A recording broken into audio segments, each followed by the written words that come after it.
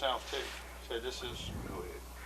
Okay, go ahead. Good afternoon, ladies and gentlemen. I'd like to take this opportunity to welcome you here to the East End Trimble Junior Field this afternoon for the ball game between the visiting Kecoughtan Warriors and the home team, Hampton High School Crabbers. The East End Trimble Field is owned and operated, maintained by the Hampton Roads Post 31 American Legion Incorporated. We are proud today to have with us the television of today's game by your local high school TV, channel 29 WHCS.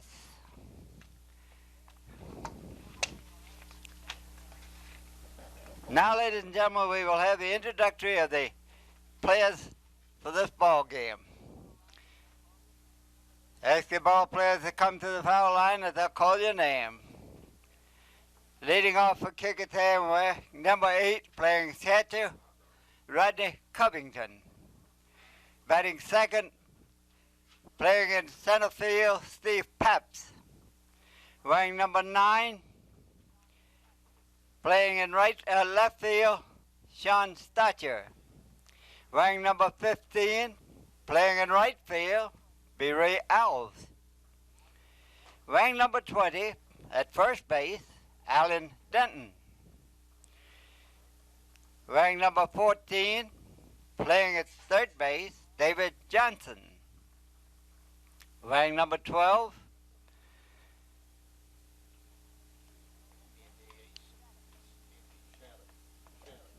Andy Shattuck.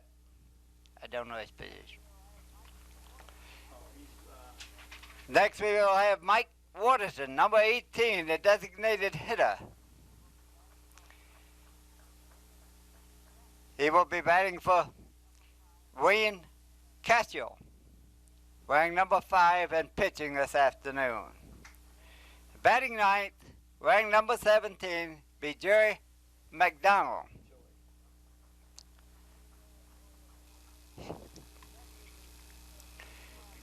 The rest of the Kecoughtan Warrior Ball Club.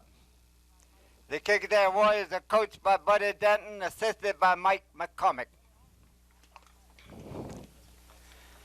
For the home team, Hampton Crabbers, they have leading off be Tony Hyman, playing in right field. Wearing number 6, playing in center field, Aaron Johnson. Wearing number 12, and playing second base, Joby Jensen.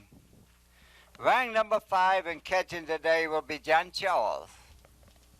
Wearing number 9, and the designated hitter, Larry Nichols. He will be batting for John Scott. Number 7, he will be playing left field.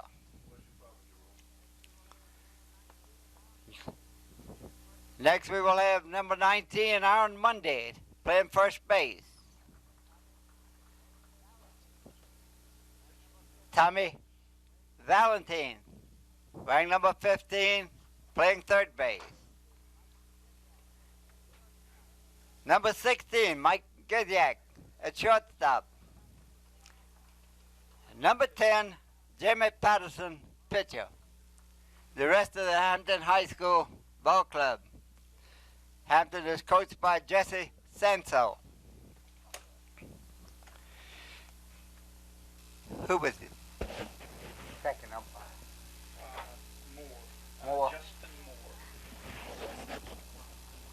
We have behind the plate this afternoon Greg Blake, and on the base is Justin Moore. Ladies and gentlemen, I ask you to rise and face the flag now for playing the national anthem as recorded by the Hampton High School Marching Band.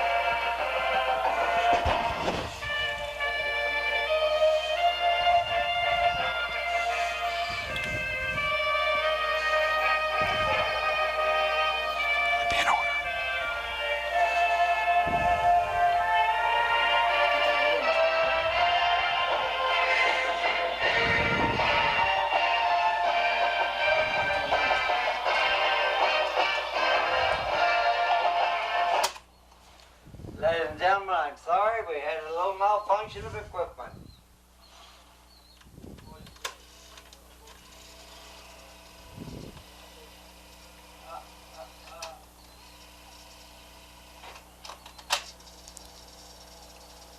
No, wait a minute, he's working on the tape machine.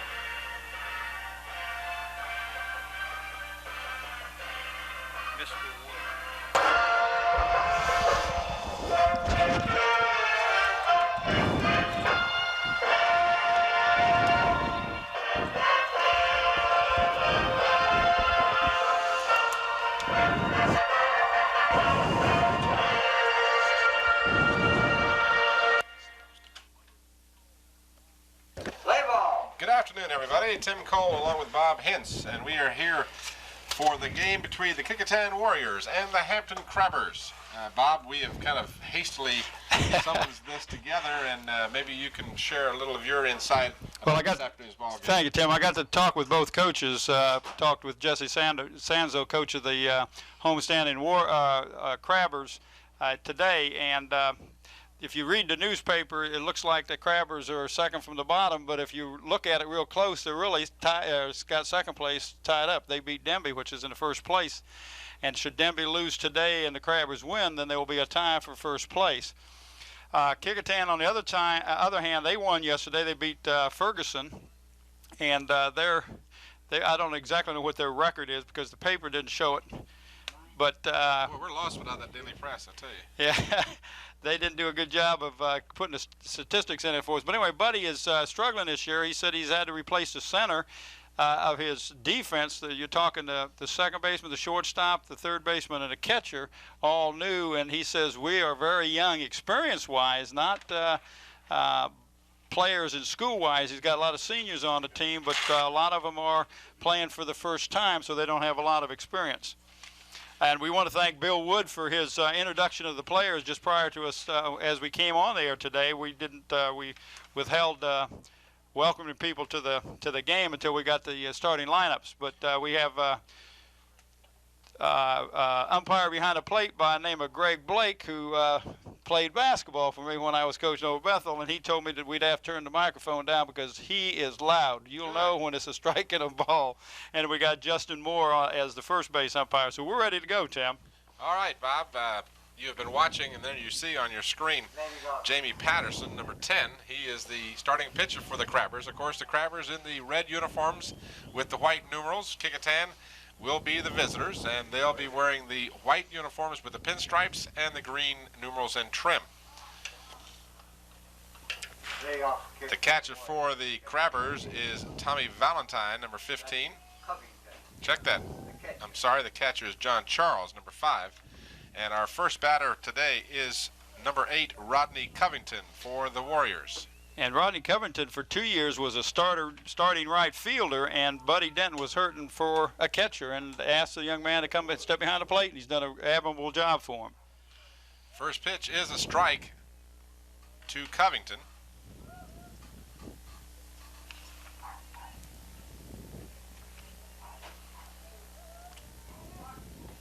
Patterson delivers strike 2. Well, Jesse's hoping to get 4 good innings out of Patterson today. If he can get 4 good innings out of him, then he'll probably come in with his big hitter or his big pitcher that has 0-5 so far this year, and that's Larry Nichols. Covington looks at a 3rd strike. So Covington, coming into the game batting .296, is called out on strikes, and Patterson has registered his first K of the afternoon. Brings up number 2. Center fielder, Steve Pabst. Well, this is another name we're familiar with, Steve Pabst. Certainly the Pabst family is a name well known in the Hampton school system over the years. And Pabst makes contact to the second baseman and out at, well, started to say out at first, but the ball dropped by the first baseman. That's Aaron Mundy on first base. Aaron Mundy, a Crabber standout as a backup quarterback for the Crabbers. And also was on a basketball team, if I remember correctly. Just about all of it. He, however, was unable to hold on to the ball, and an error will be charged on the play. And that was a routine, should have been a routine out, and that's really what gives the coaches gray hair, is you got a routine out, and it's just the lack of concentration. Batter now for the Kecoughtan Warriors is Sean Starcher, the left fielder. Starcher is one of the co-captains, batting a hefty .424 coming in the game. Move over to first. Pabst is back easily. I think that was just kind of a half-hearted attempt to let him know that I know you're over there. It's a good picture there of the Patterson, the pitcher, as he comes from the stretch. Patterson's pitch is a little outside. 1-1. Check that. 2 balls and no strikes to Ron Alvis.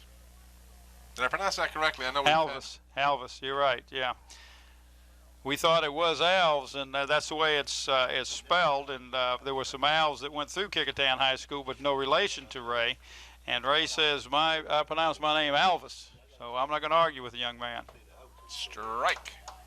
That was a nice fastball coming in there. 2 balls and a strike on Alvis. Kecoughtan, a man on and a man out. Top of the first. Again, Patterson letting Pabst know that he's aware of his presence. Pabst is dwarfed by the very large Aaron Mundy down on first base. He really is. Pabst is going. It's inside. The throw is a good one, but it's too late as Kecoughtan now has a man in scoring position as Pabst steals second. He got a good jump on the pitcher that time. And, of course, if you're throwing a breaking ball in, it takes a little longer for the ball to get to the catcher, so that even gives you another half a step jump. Strike 2. 2-2 the count now. Well, we got an update on that. I checked that it's a full count. So we got 1 out. Kecoughtan has a man on second. Full count to the batter. Change up, and it's a little high, and it's ball 4. That was an interesting pitch on a 3-2 situation. I wouldn't have looked for the changeup, and I was sure the batter wasn't either, but it was definitely high and inside.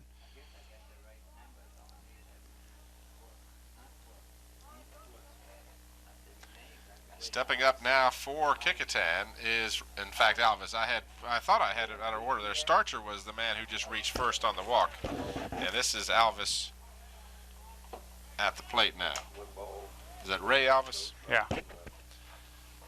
Our apologies again. We're kind of struggling with some last-minute information here through no fault of the school system. It's just one of those things. As a strike is called, it's 1-1 now to Ray Alvis. We'll get these right. Sean Starcher is on first. Steve Pabst is on second. Pabst having gotten on by an error, and Starcher the recipient of a walk. Inside to Alvis.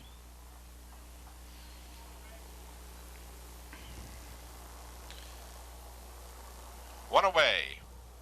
We're at E. Stan Trimble Jr. Field in Hampton, just off Kecoughtan Road.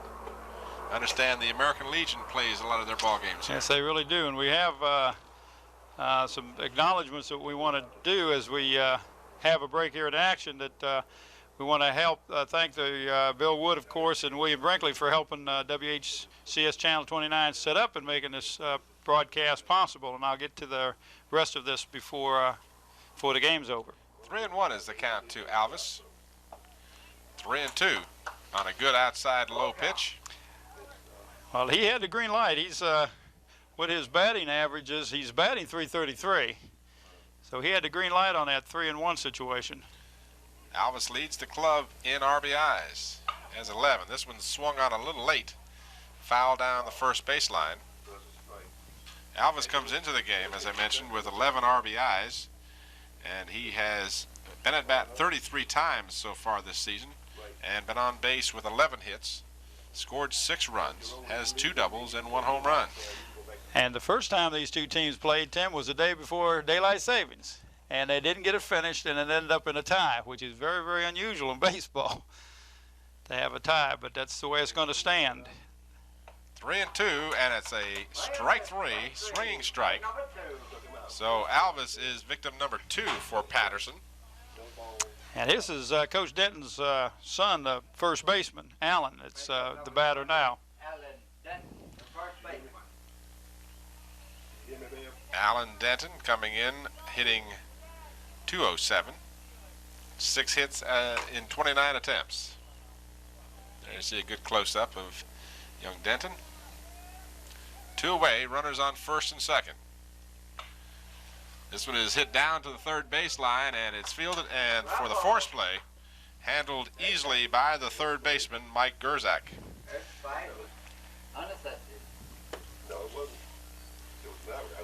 So Kecoughtan gets a threat going. They get 2 men on.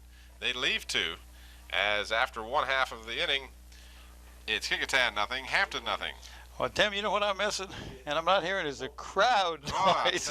Well, we in football, we have to scream over the band that's beating the drums, and in basketball, of course, we're surrounded by the crowd. But here we're kind of isolated up here, and the crowd is kind of sparse because of the 4 o'clock game. But it just sounded rather dead.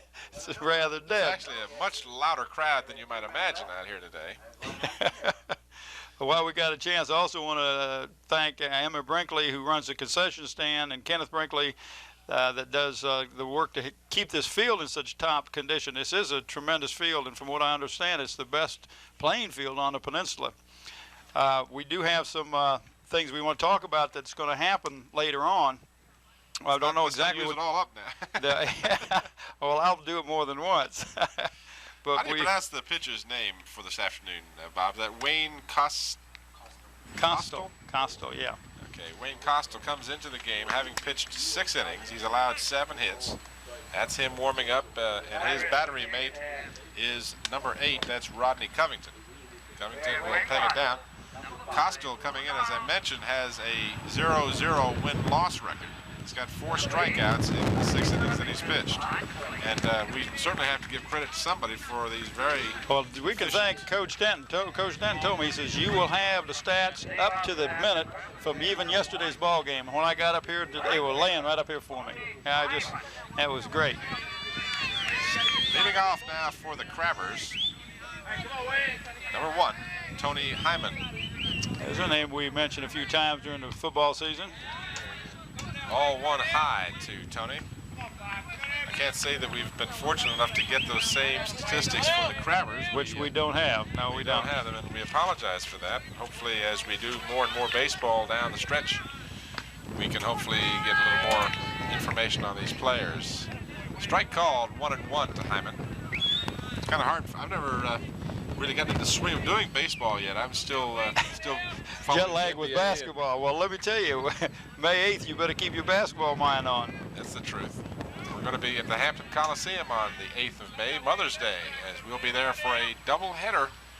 The Boo Williams girls team is going to play the Canadian Junior girls team. And then the Boo Williams boys team is going to play the Russian visiting team, I understand. This one is hit well to left, going back, and got a beat on the ball. Making the catch in left field, Sean Starcher, but a good contact made by Hyman. Sure was. That the left fielder didn't have a very good. It wasn't an easy out. He had to do some maneuvering and drifting back to get that ball.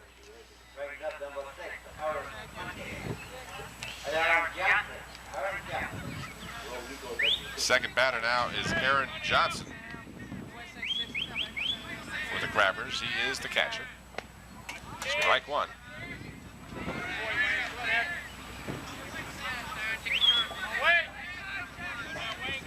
The wind is blowing from right to left as we speak and in a little bit, so that's probably part of the reason why Hyman's shot was easily caught, because it looked like it was going to go a lot further when it was first hit. But I believe that wind did hold it up a bit. Seems like the wind is blowing in and to the left. Yeah, it sure is. Well, we got a pretty day. It's the sun is shining, and they had predicted possibility of showers today, but doesn't look like we're going to get any of that. You've done it now. What did you think of driving by and looking at Darling Stadium? What's left of Darling Stadium? One side is gone. That's sort of a shock. You see a good shot of Aaron Johnson. And the ball dropped by the catcher, but it was in fact a strikeout recorded with an assist to the catcher. And Johnson will carry the lumber back. It's 2 down. And coming up to bat for the Crabbers is Jansen. Is that Toby or Joby? Joby. Joby Jansen. Okay. Ball way outside. Jansen is the starting second baseman for the Crabbers.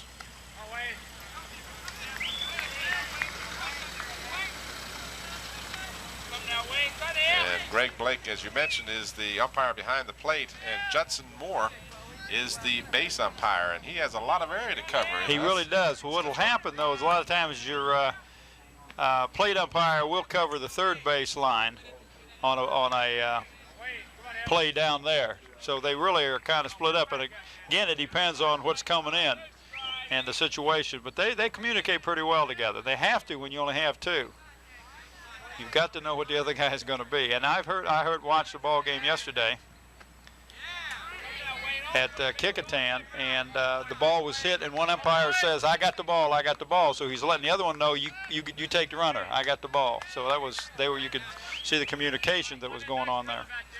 3 balls and no strikes to Jansen. There you see a good shot of young Joby, and he pulls up to bunt, fakes the bunt, and draws ball 4.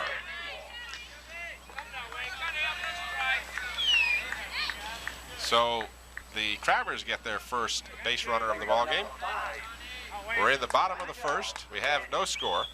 Tim Cole with Bob Hintz and our crew from WHCS Channel 29 bring you this game, the homestanding Hampton Crabbers and the Kecoughtan Warriors. And our crew has had one prior experience to doing baseball, if you want to consider softball a baseball sport. That's right. We had the pleasure of doing the state finals last year, or regional finals, I guess it was. No, it was the state finals. Yeah, it was at Fox Hill, as a matter of fact. And thoroughly enjoyed doing. It was an excellent game, and we are going to do another softball game on Friday, May 13th. I hope that's not an omen, between the Bethel and the Kecoughtan girls. And, of course, we have another baseball game that we will be bringing you also. Runner goes. Throw down is a little late, as a good jump by Jansen. Throw was pretty good, and the umpire right on the play called Jansen safe. So if the ball, if there was a good throw, if it was a little bit lower, he could have been tagging him as he was coming in, but he went underneath the tag, but he did get a good jump. The other baseball game we're going to do is May the 3rd. We're going to do Phoebus at Bethel High School, and we're looking forward to doing that, and invite the fans to come out to that ball game over at Bethel High School. The batter is number 5, John Charles, the catcher for the Crabbers. He takes ball 1. Check that. He has ball 3 count against him. 3-0. The sun is shining on the scoreboard out there, and I have difficulty picking it up on occasion. So we got the guy running the scoreboard right next to us. If you don't know, we got to ask him. And it's ball 4 as the ball is high, and John Charles is on base. Now the Crabbers, like the Warriors, have been on first and second, as did the Warriors in their top of the inning. Warriors, however, had that threat ended by Denton grounding out to third to end the top of the first. We see a good shot of Larry Nichols, is, by the way, the designated hitter.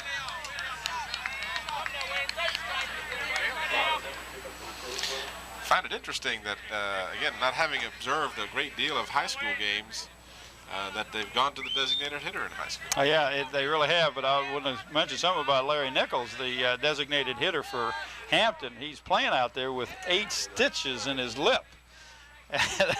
That's got to be sore when you just move your mouth a little bit. I guess so. You're going to know it.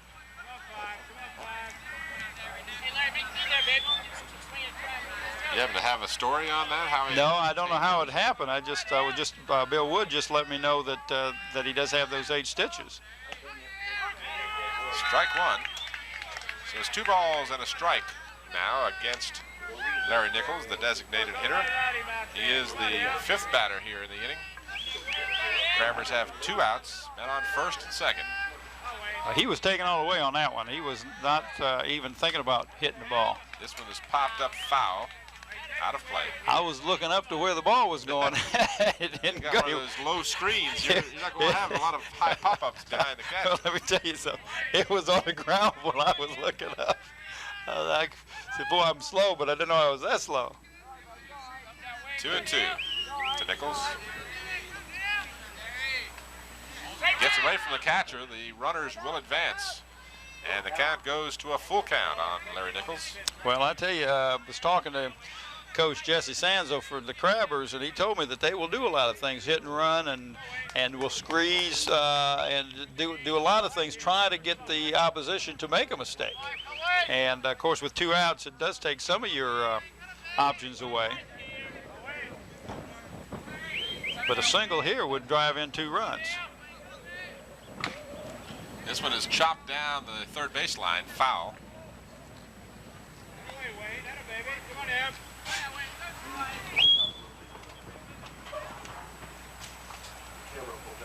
It's coming down here from work. I was yesterday riding through Old Hampton. I'm sorry, I was having a little nostalgia attack. I was riding through Old Hampton and looking at some of the area of Hampton I don't get into very often. The Old Hampton, I guess you call it. This one is hit to the third baseman. And the long throw to first and tagged on the play is Nichols. So pulled off the bag was the first baseman, Denton, and he made the tag and the third out. Let's go, guys. Well, you started to say Nichols had a home run, right? Yeah, yesterday against Denby. You see, Denby is in the first place, and Hampton beat him right handily yesterday. And one of the highlights of that game was Nichols hitting a home run. I wish we had some of the statistics so we could talk a little bit about the Crabbers as far as their statistics go. But again, we apologize. It's not the fault of anybody but us getting the information. It was a good shot of Greg Blake and assistant coach over there at Kecoughtan, Mike McCormick. And if you remember, Mike is the girls basketball coach over Kecoughtan. And another athlete who played for me. I just got him running all over the place. I'm telling you, well, you know, you've been around so long. You didn't need to say that, too. You see some of the crowd out here. Yeah, close down the corner is basketball coach for the Crabbers. Do they play 9 innings or 7 innings? They play 7 innings. 7 innings. I thought they did, and you and I haven't even had much of a chance to discuss some of the rules, but of course the rules are pretty much the same with that exception. As you see Patterson warming up with Charles. Leading off for Kecoughtan here in the top of the second will be David Johnson, the shortstop.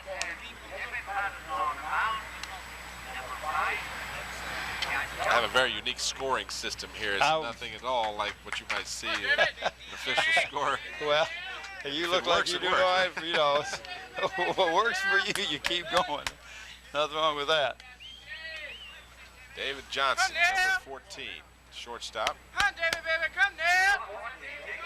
Batting a .212, cool .212 so far in the season. Got 9 RBIs, however. That's good enough for second on the ball club. He takes the first pitch low, ball 1. The camera people are perched precariously on top of the dugout tops of we got house one. roofs. We got one at each dugout and one right above us. So we're just hoping the one above us didn't eat a big lunch. 2 balls, no strikes to the batter. Johnson hits it to the shortstop, and he's out. I don't know if you paid attention to, but you watch Aaron Money that time. When that ball got there, he squeezed that ball into that glove.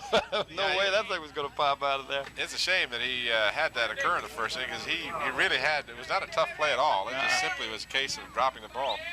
I tell my son so often when he gets disgusted with himself for making an error, I said, you know, whether you're at the Little League level, the high school level, or the majors, I mean, it doesn't matter. You're going to make mistakes every now and then. Ball 1, the call to Andy Shattuck. Shattuck, right. Shattuck is the second baseman for Kecoughtan. He's called strike on the inside corner.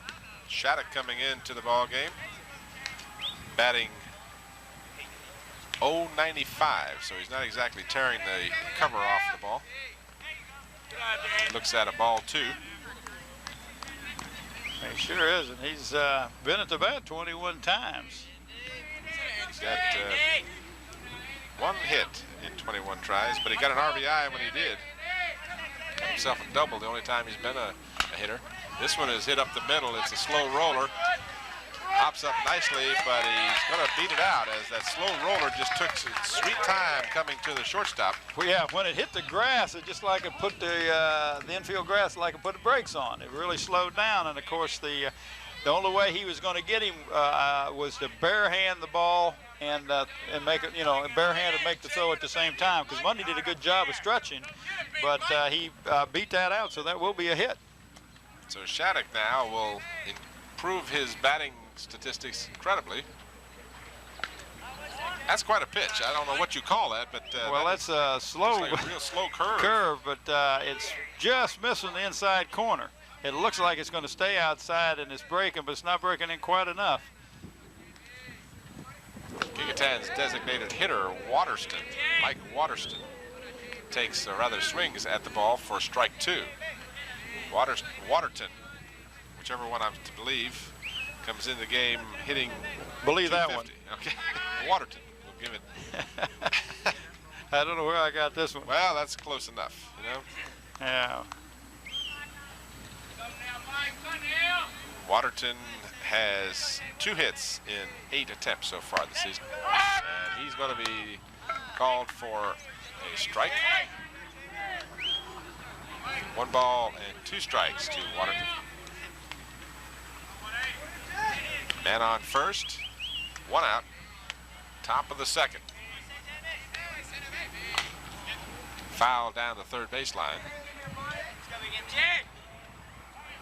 1 ball, 2 strikes. The count on Waterton. I'm sorry, Bob, I'm sure you mentioned it, but would you, again, could you remind me what the records for these 2 teams are? Or you don't have that? I don't have that. Oh, you don't have that. Okay, I do know that Hampton is like 4-3-1. Yeah, 4-3-1. I have no idea what Kecoughtan is. I think they may have 4 losses. But Get the ball hard up there, Mike. Come there, Mike. And there you go, a strike 3, swinging strike 3. Kecoughtan is 5-4 and 1. Or maybe that's Hampton. Anyway, that one at half, the half win, half loss, that tie, which is very unusual in baseball. Usually they'll pick it up or finish the game up at another time, but they voted not to do that this time for some reason. And Coach Sanzo was sick today. They made the decision, and he wasn't real happy with it. He would like to go on ahead and finish that game up with 1 inning today or something. On ball gets away from Charles. He has difficulty picking it up, and in doing so, he allows Shattuck to go down to second base. There's 2 away here in the top of the second. Johnson grounded to short to start the inning. Shattuck singled to the infield, and then Waterton just struck out. And this is the 9th batter, Joey McDonald for Kecoughtan. McDonald chops it to the pitcher. Patterson hurries and rifles it to first base. Boy, that was a nice throw. And if you're going to have somebody make a long throw like that, pitcher's the guy you wouldn't mind having because they're usually pretty accurate. So Patterson helps his own cause with a good throw down to first base. And Kecoughtan is out of the inning. They end up with 1 hit, and they left 1 man. And we're still scoreless after an inning and a half.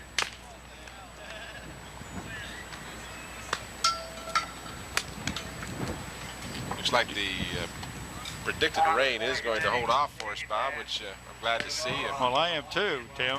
It's we wouldn't get wet because we're under the cover here, but they would probably have to call the game off. Just want to again mention that on Tuesday, May the 3rd, we will be over to Bethel High School with the Bruins hosting the Phoebus Phantoms. May 8th, of course, we'll be at the Hampton Coliseum with a doubleheader at 4 o'clock. The Canadian girls junior team is going to go against the Boo Williams junior girls team, and then at 6 o'clock, the Boo Williams juniors will play the visiting Russian junior team, Russian national junior team, which we got to see last year, which was an excellent game. So there's doubleheader on May 8th, which is Mother's Day, but take Mama out, give her a good supper, take her home, and be at the Coliseum by 4 o'clock. And of course, we're going to be doing one of the girls' softball games on May 13th. We'll be at Kecoughtan for the Kecoughtan Bruin girls softball game. Some of the things coming up on WHCS Channel 29, your eye in Hampton. Come on, 5. Go ahead. Coming up to the plate for the Crabbers will be big number 19, Aaron Monday.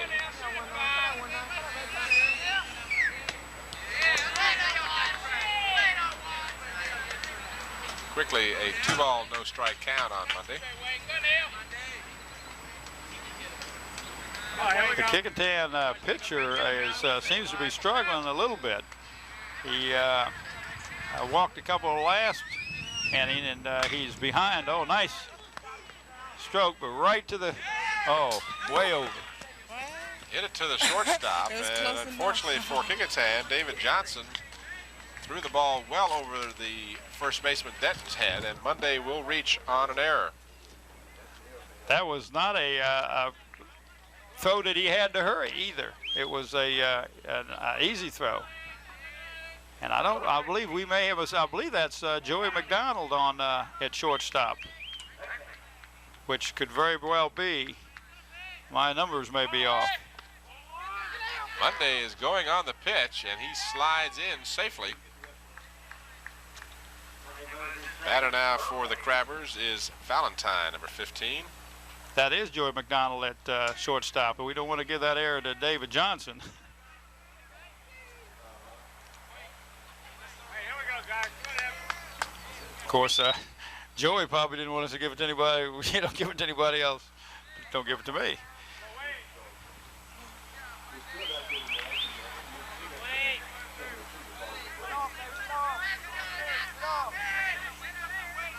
One ball, no strikes to the batter, Valentine. 1-1 now. I tell you, the Hampton doesn't hesitate. They get on base and they're running. Both people that have reached first have stole second.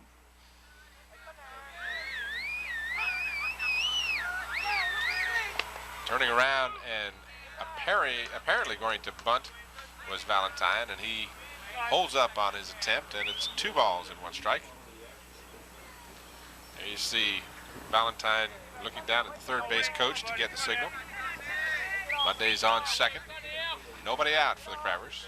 Yeah, you want to get to that down to third if you can, and that's what he's going to do. And that was a nice bunt. Down third, and they got to play at third. They are going to get Monday. Nice play by the pitcher.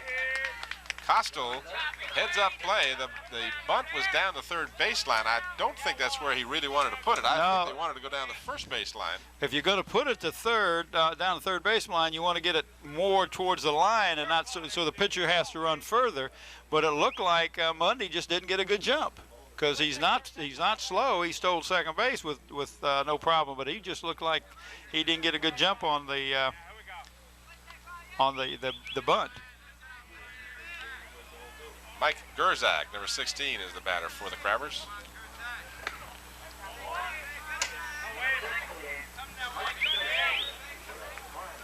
There's a name that has been a familiar name in the halls of Hampton High School for quite some years. Yes, it has. Ball and no strikes to Mike Gerzak. This one's low inside. 2-0. I understand we're being told that is in fact Brian. Brian. Can't We trust got some of Mike these on it people, for I it. I don't know. Must be the guy that wrote him down. It says Brian. By golly. That says Brian, doesn't it? Well, his twin brother Mike didn't show up today. Is that what it was? Well, I'm glad. 2 balls and no strikes as we have a couple of conferences taking place right now. We've got, there you're looking at the conference between the battery mates and the coach for Kecoughtan. It's Coach Denton wants to get his pitcher settled down to make sure that they got the signals right and everything.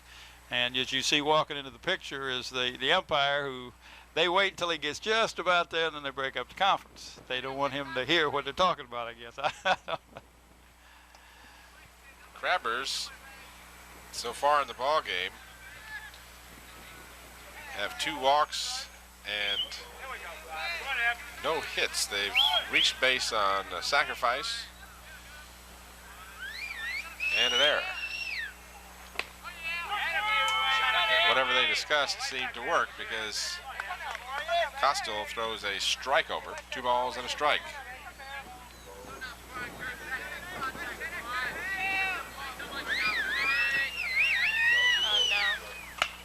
This one's fouled away, way out into the field to our right. Evening the count now at 2-2. We've got 1 out, and this is the bottom of the second. No score between the Crabbers of Hampton and the Warriors of Kecoughtan. And you know what we're missing? Cheerleaders. Besides the cheerleaders. The guy who interviews all the cheerleaders. That's it. And they're saying he's safe on second. That was pretty close play. It looked to me really like was. I was thought he had made a good play on that because Denton really did a job of stretching. And they might be having a conference here of the officials. I thought he got it, but I mean, it could be that the base umpire ruled that the throw pulled Denton off the bag. That's the only reason. Now they changed the decision. I thought that was the... Well, the plate umpire really had a better call on it because he could see the foot was still on the bag. And, of course, Jesse Sanzo doesn't like that call at all, and I can understand that. But he got his way, and regardless, that's the end of that inning. And I think it was a good call in that it was apparently an out at first, and I was surprised that he called him safe. I say the only thing I could have seen where he might have been safe is if the throw had pulled Denton off the bag, but it was certainly there in time. It appeared to be. Yeah, we're missing our roving reporter, A.G. Womble. Roving reporter, that's for sure. And I know why he's not here. There's no cheerleaders to talk to. You suppose that's the reason he didn't well, show? that's why I said the cheerleaders are missing, and if we're missing cheerleaders, he's not going to be here. So we make fun of that. Our good friend A.G. Womble, who I hope a lot of you have enjoyed throughout the basketball season and football season with his up to the second interviews. Yeah.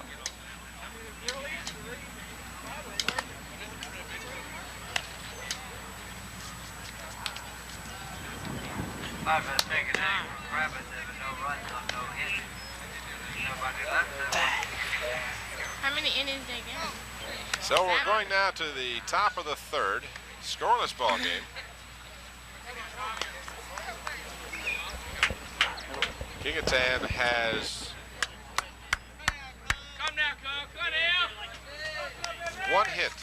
game. And to date, Hampton has no hits. I just wanted to give an acknowledgement to the young man that's sitting to my right that is working the scoreboard, and that's Todd Summers. And if you remember Todd, we got a lot of interesting conversations with him during the year, and also was able to watch him run the football for the Hampton Crabbers football team, and he will be back next year. And he's got a broken hand. He's got his hand in the cast. That's why he's not playing baseball. But they had to re-break it at the end of the football season and reset it, and that's the reason, so he's not playing. But he wants to play, and he says Coach Mike won't let him play. So, but anyway, we want to thank Todd for keeping us up to date on some of the things going on here. Ball grounded to third, and over to first, he's out. That's Steve Pabst. Well, Steve Pabst does not strike out. Now, I don't know if we've got the strikeouts on here, which we don't have, but Steve is batting .368. He's got 14 hits at 38 times at bat. But I have talked to his daddy, John, and John says the young man will not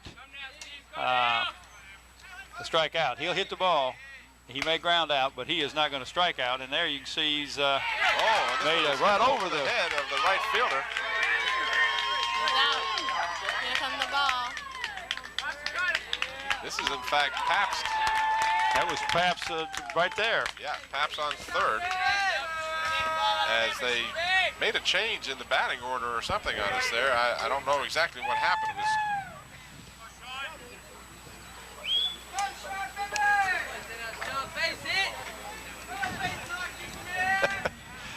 That was a well-hit ball. Taken right after his daddy, isn't he? So Steve Pabst is on third base. That ball misjudged somewhat by Hyman out in right field, but nonetheless, it was not touched by him until it was well over his head, so and you it will count as a triple. Right, well, look at the way the shadows are, Tim, too. He's looking into the sun. I'm not trying to get an excuse for him, but that could have very well been why he misjudged that ball. Now Sean Starcher steps up to the plate with one out and a man on third base. Starcher fouls it away to the left side of the field. Well out of play.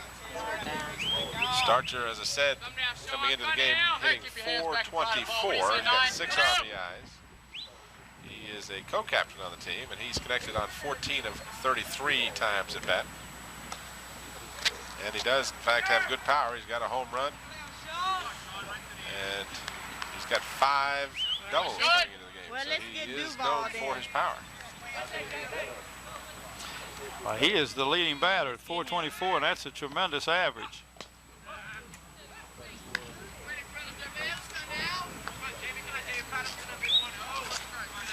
One and one the count, one out. Kecoughtan with Steve Pabst standing on third base. Pabst has been on both times in this ball game. He reached first on an error on a dropped ball by Monday, and then he stole second, and he was erased on the final play of the first inning. 2 balls and 1 strike. There you see Mr. Patterson, Jamie Patterson. This one is popped up. Right in the sky. And it's going to be out of right play. Right over your head. It's right over the head. Right over on which car it is. Way up in the sky. Here's somebody on our field mic. It hit way in the back field. Went in the back field. That's it. 2 and 2. Starcher. Thank you. This one's outside, and the count now is a full count on Starcher. Come on, mister. Come and on third, 1 out. No score. Hampton and Kecoughtan. Tim Cole with Bob Hintz and our illustrious crew here on a very pretty afternoon. Tuesday afternoon, April the 26th. This one is popped up and in the sky. Apparently will be again out of play. Right there, see it? Right here. I see it. Glad I moved my right car.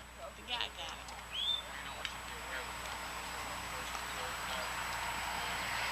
So Patterson now will get a new ball as they'll rough this one up. The umpire is breaking out some brand new horsehide. Yeah. Looks like they might not have prepared for as many foul balls as we have. Well, here. in this situation, you got two places where they'll go over the fence and it's hard to find, and one's a big field over here. So if you don't have anybody that's chasing these foul balls, you're going to be in trouble.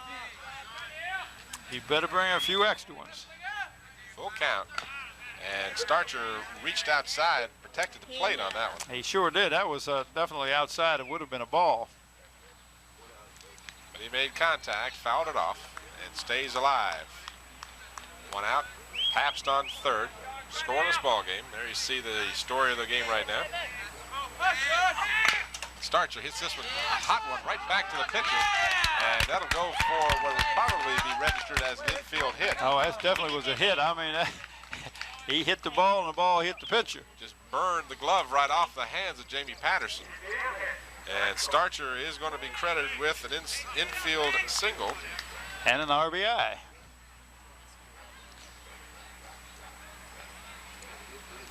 So Starcher shows why he has those hefty credentials of 424. He will increase his batting average as he is now 1 for 2 on the ball game.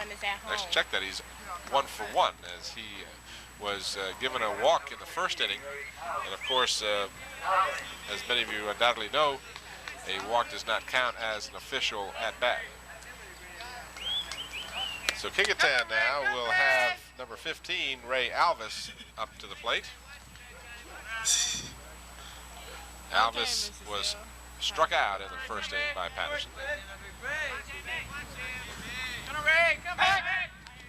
Patterson keeping Starcher honest over at first. Starcher might have been taking a little bit of a lead there. He had to dirty his uniform to get back. I think he had all intentions of going on that first pitch. And again, the throw over. This one, Starcher gets back with ease as the throw was away from Starcher. Monday had to reach for it, as a matter of fact. Starcher obviously a threat, and he bluffs the steal.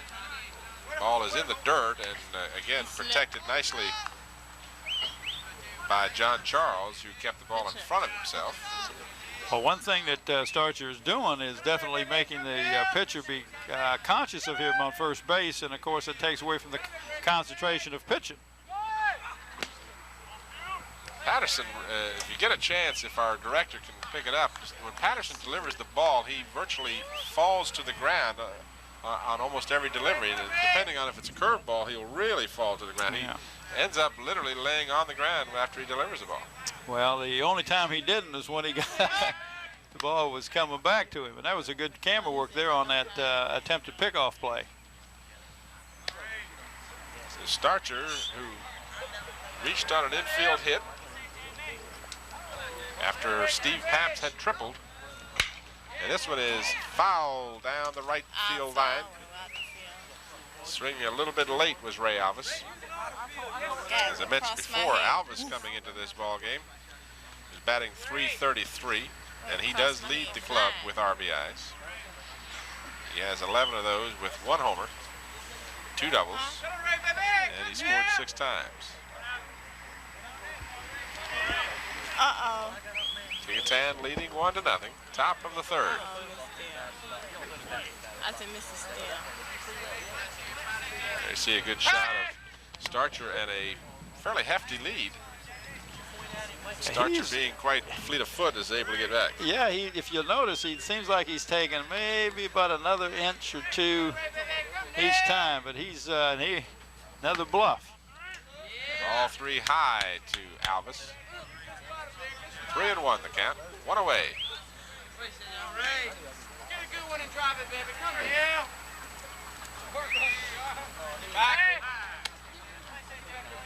Starcher getting more than a fair share of attention over there on first from Patterson.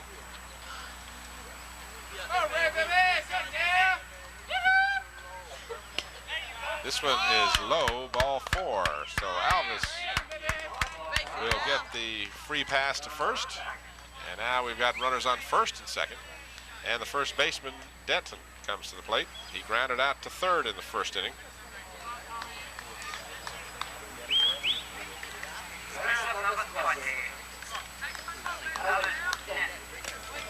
said before, Denton coming into the game batting a little more than 200, 207.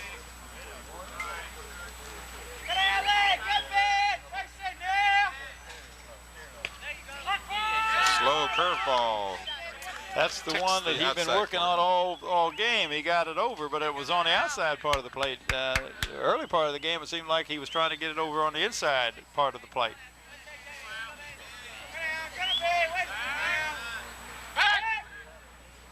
Fake pickoff play as Patterson turned around and almost threw the ball, but did not, as the shortstop, who had covered momentarily, retreated to his position. That's Valentine. Patterson again with that slow curve. This one almost hits Denton in the head, and it evens the count at 1-1. Well, this is when your defense has got to be tough and try to do the double up here, double play.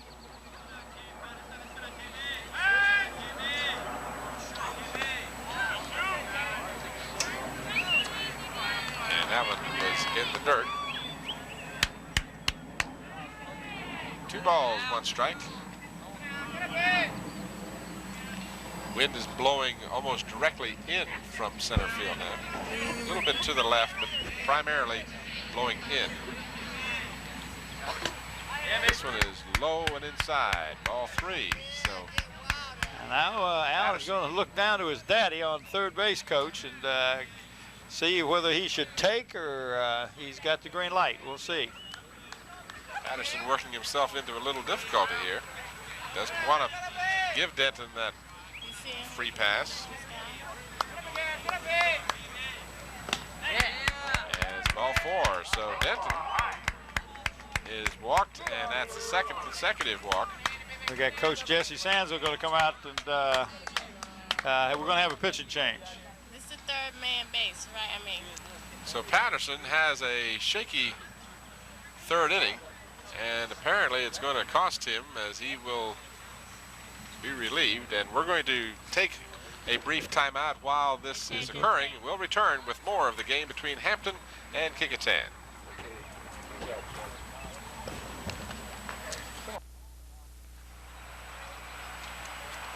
Tim Cole and Bob Hintz back here, as you are seeing a good shot of the relief pitcher. That's Larry Nichols, who started the ball game as the designated hitter.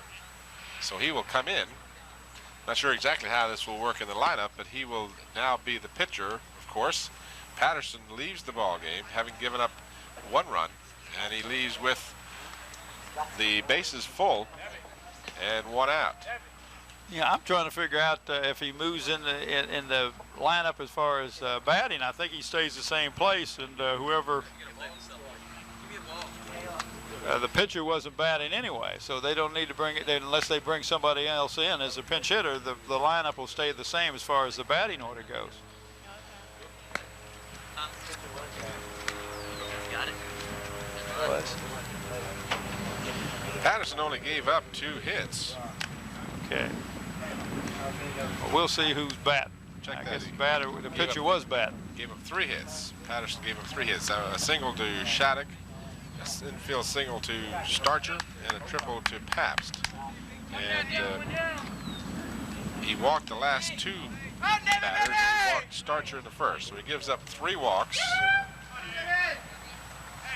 3 hits, and 1 run. And of course, he is responsible for the runners on the bases. That's right. Kecoughtan now will have at the plate number 14, David Johnson. And Nichols delivers with a strike. Got a new left fielder out there too now. David Taylor is out in left field for Hampton. There's another change that he's made.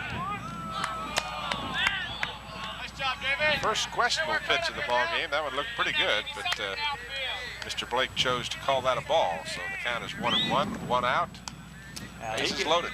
He got a little bit of static from the crowd here. Jesse believes that this is probably one of the best pitchers on this side of the river this year in the Peninsula District. And you even take in York and York County and those schools who've got a couple good pitchers out there that he feels that this guy could pitch with any of them. Larry Nichols, he's real high on him. He's gotten himself in a bit of a jam here, though. He's gone to 3-1. And this one is going to be registered as ball 4, so that will mean a second run, and that run will be charged to Patterson. And it'll bring to the plate for Kecoughtan Andy Shattuck. We got a little action here on the Kecoughtan. We're going to get a runner in number 3 for Kecoughtan. Is going to be Steve Rawls is coming in to he's going to come in and pitch run for Alan Denton over on second base, give him a little more speed. So that's an offensive change. Get a little more speed on the base pass. A nice single. He figures with a single we'll get 2 runs in. With Allen there, not with his greatest speed, he may not get 2 runs on the single. Shattuck reached base in the second inning on an infield hit and a strike call. 1 away, 2 runs in for Kecoughtan. This one is low and in the dirt, and it bounces off the catcher, and scoring from third is Ray Alvis.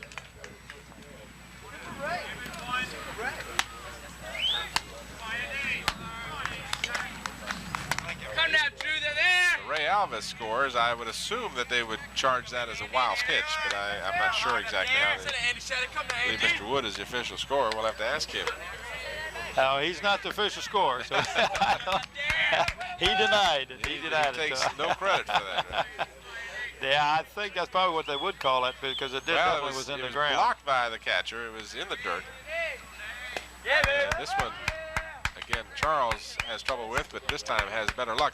Unfortunately for the Crabbers, that last time the ball bounced in the dirt and hit off of the shin guard of Charles and bounded down halfway to first base, and by the time anyone could get there, it was way too late as Alvis, with good speed, scored from third. So Kecoughtan is up by 3-0 now. Come now, Drew, come now. There, bust it. Drew, come there, Drew. And strike 2 called. Nichols got little help from the umpire during the early part of his tenure here, and once he replaced Patterson, that time he got a close call. Sit down. And now they've got the runner trapped between second and third in the rundown, and now the runner will go home. And they've got a runner on third and a runner between third and home, and during the rundown, the runner is tagged out. Here's where my scoring system goes right out the window. I want you to tell me who he threw 1 to 4 to what? 1 to 4 to 2 to 4 to 1 to 4. Anyway, Rawls, who came in for Denton as an offensive move, turns out to be a bad call in a sense, in that he, of course, he was forced into the situation because the man on second came down to third. He had to go somewhere. And a half-swing strike is called. So Hampton now gets a little bit of relief here in the sense that they've got, Kecoughtan has a man on second and third, but there are 2 outs now. And that's strike 2 as Nichols starts to warm up. And I say he's warm, but he's starting to find he is definitely hitting a groove, isn't he? And it's a strike 3 on Mike Waterton. So Waterton is a strikeout, and I don't know how to include Mr. Rawls here. Well, Rawls replaced Denton. This is where I've always wondered how the scorekeepers do this. Rawls replaced Denton, and he was tagged out in a rundown. And he is no longer out. He won't be out there now. Denton's back on first base. He just came in as a pinch runner. See, this is where I get mixed up and now, how do get they do lost. that, I wonder? You can bring in a pinch runner, and then, you know, I guess you can bring one or two in during a ball game or something. You can see the huddle of the Hampton Crabbers over there. Jesse Sands is trying to get his team to get a little psyched here so that they can get these runs back, because they're down 3-0 now.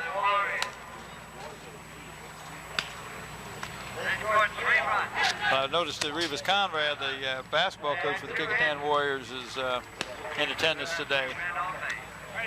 We had a picture of him earlier, and there's his daughter.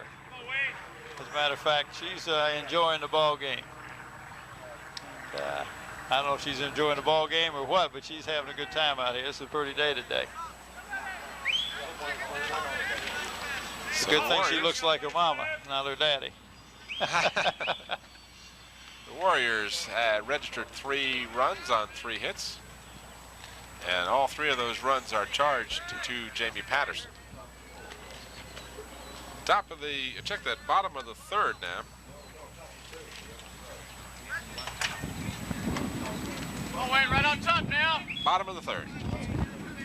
And coming up to the plate for the Crabbers. That's number 2 for the Crabbers. And we're going to have it up. Come on, Wayne, come on up. David Taylor. Okay, that was the replacement, I guess. Right. Come on, Wayne, come on, Wayne. Yeah, that's David Taylor. We don't have his. I don't have his numbers here. I believe he came in to play left field. Yeah, he's the young man that came in. They made that switch defensively last inning. Strike call. And this one is fouled off. Strike 2.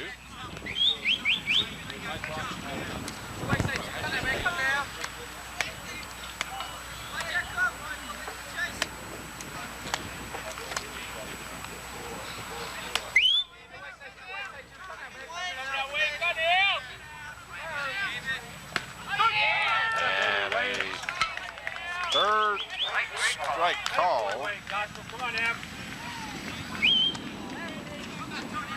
Well, I'll tell you what, Tim, nothing will make a pitcher pitch better than get 2 or 3 runs in, and you got a little bit of help here. You can kind of relax a little bit and just rear back and throw, and he did that time.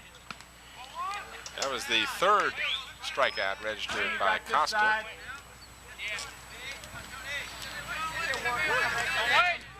Ball, no strikes. 1 away. This one is a little bit outside. Ball 2. Crabbers trailing 3-0. Bottom of the 3rd. Come on, 5. Come on, 5. Come on, here. Come down, Wayne.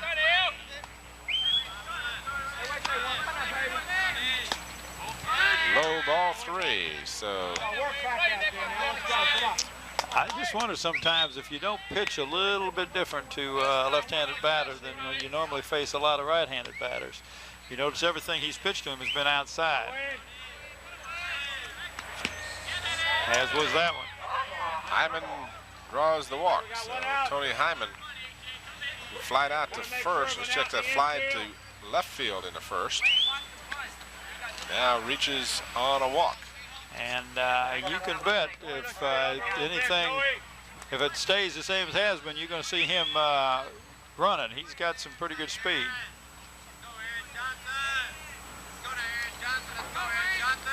Pitch out as Kecoughtan they were was looking for it. anticipating They were definitely looking for it, Tim. Aaron Johnson, of course, a main cog in the basketball wheel for the Hampton Crabbers. Sure was. Good defensive ball player. And they've got Tony Hyman as he was leaning to second base, and he gets back in, and they say he's safe as he just narrowly beat the throwback. So Hyman got caught leaning the wrong way. And I just saw Mr. Paps downstairs. Yeah, Mr. Paps is here. Mr. John. As his lovely wife is here today, too. He's a lot older than me, although we went to school together.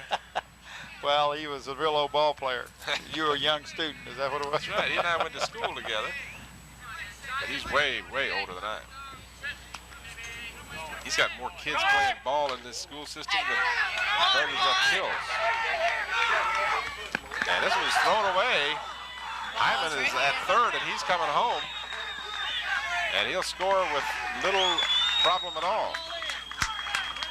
And then they got another man in scoring position, so this could be a big inning for the Crabbers here.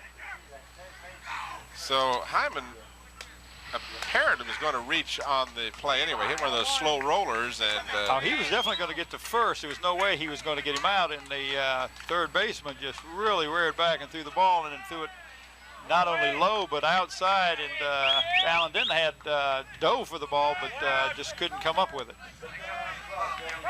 So the Crabbers dent the scoreboard as they have scored their first run. And it's 3-1 now. I believe they'll have to call that as that was a hit and an error on the throw for the Bamfords to score the run, and they advanced the runner to second. Jansen with a strike call, and this one is fouled off. He fouled it into the dirt, and it came up and hit his bat. Yeah, never did get into fair play. That was an excellent call. Jansen goes behind on the count now, 0-2. And that play that Johnson was involved in, as he is on second, that is correct. He's going to be charged, or at least he's going to be credited with a hit and then an error on the throw by the Kecoughtan third baseman. Jansen with a man in scoring position, 1 out. Bottom of the third. And this is going to be another tough play. And they've got Johnson hung up between home and third, and he is going to dive back in. He'll be safe. So again, Kecoughtan having some tough times with the execution of those rundowns. Boy, they are that. That was 2 times. Usually when you get a guy picked off like they did on first base, and they didn't get an out, and then here again on third base, they didn't get an out. Now they got 2 players in scoring position on second and third, and just one out. So Jansen will be given a hit, and then he'll reach second on the. It was definitely a hit in the fielder's choice on the throw to third. Right. But then the runner advanced to second on the attempted rundown, and Hampton, someone else is keeping score of this thing. Bill Wood is helping me out over here. Our viewers will hopefully not hold us responsible for an accurate scorekeeping on this. It gets a little hairy when you get into rundowns and errors after the hit. Nonetheless, at the plate now, with a ball and no strikes against him, is John Charles, the catcher. Charles looks at low ball 2.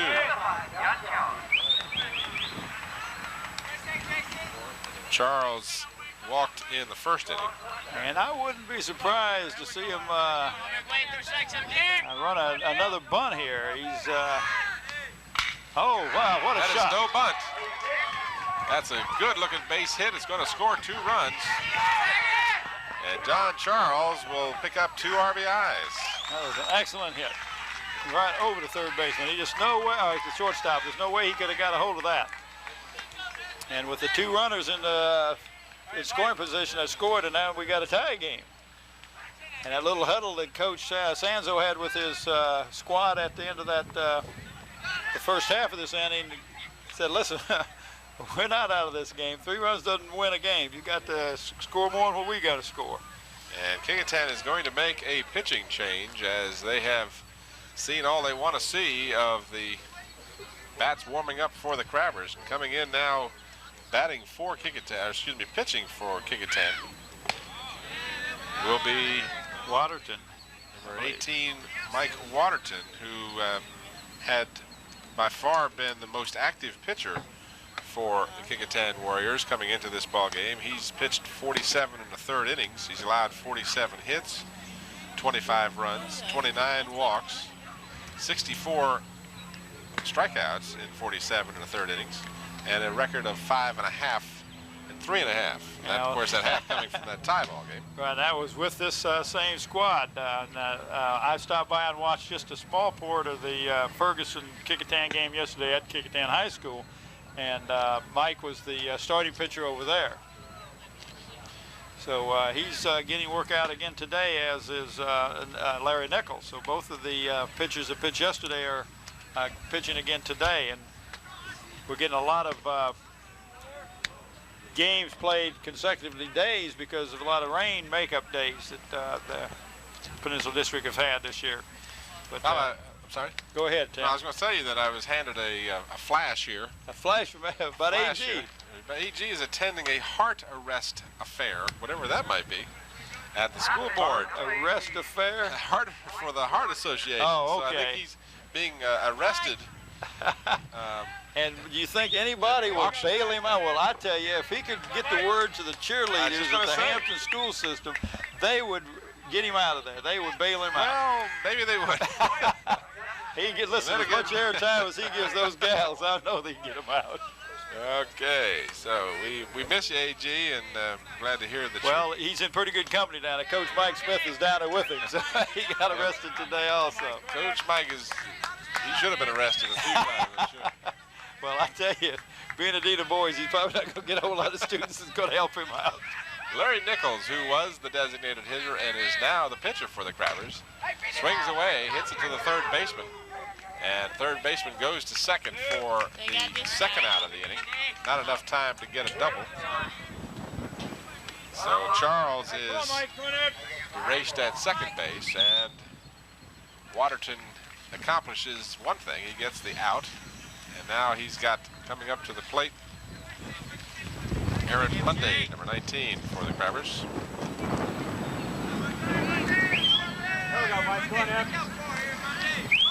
Monday reached in the second inning on an error at shortstop, and he was erased on an attempted steal at third. And now a strike is registered. Well, I checked with the other official. The one out in second, I don't see, he doesn't have any better angle than the guy behind the plate. You need the guy on first baseline to call that, but the ump standing behind the pitcher said he went all the way around.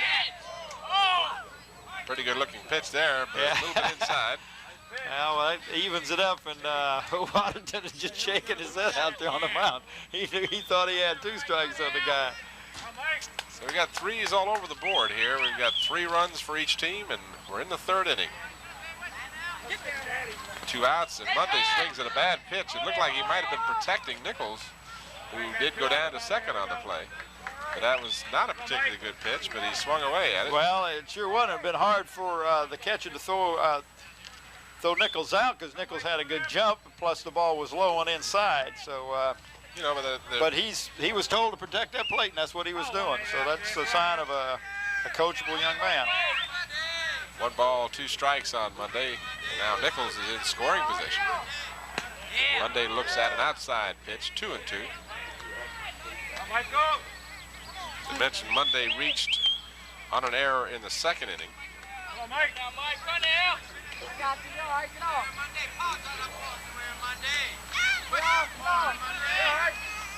And Monday swings away. This is hit to the shortstop. And the throw off the bag, and Monday is safe, as Denton tried to tag Monday as he went by, but missed him. And I would imagine we'll see an error charged to the shortstop. Yeah, it definitely was a throw. There was no rush on it. He could have got him plenty. It just was not a good throw, because it did pull Denton off the bag. But like you said, he did make a valid attempt to tag the runner as he went by. Now we got a runner at first and third, and I've been waiting all year to be able to say they're at the corners. well, you can say it. They got them at the corners. I said it. Strike called. Batter now for the Crabbers is Tommy Valentine. And that was one of the longest steals I've ever seen.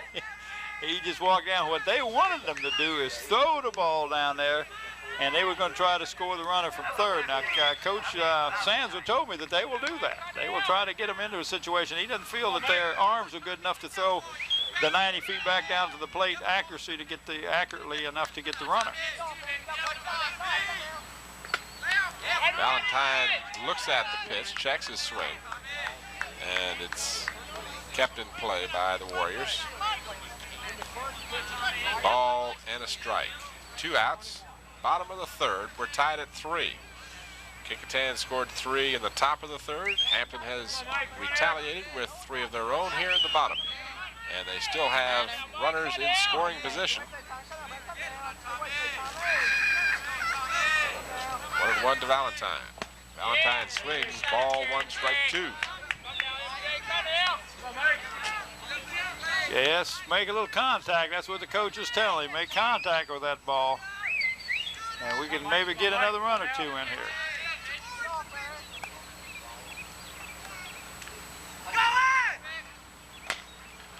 Fouled off of the plate. Count remains 1 ball, 2 strikes.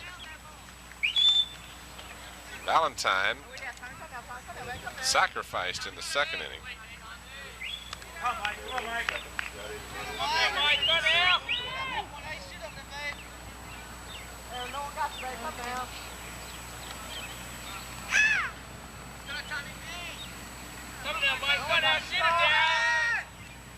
And he swings at a 3rd strike.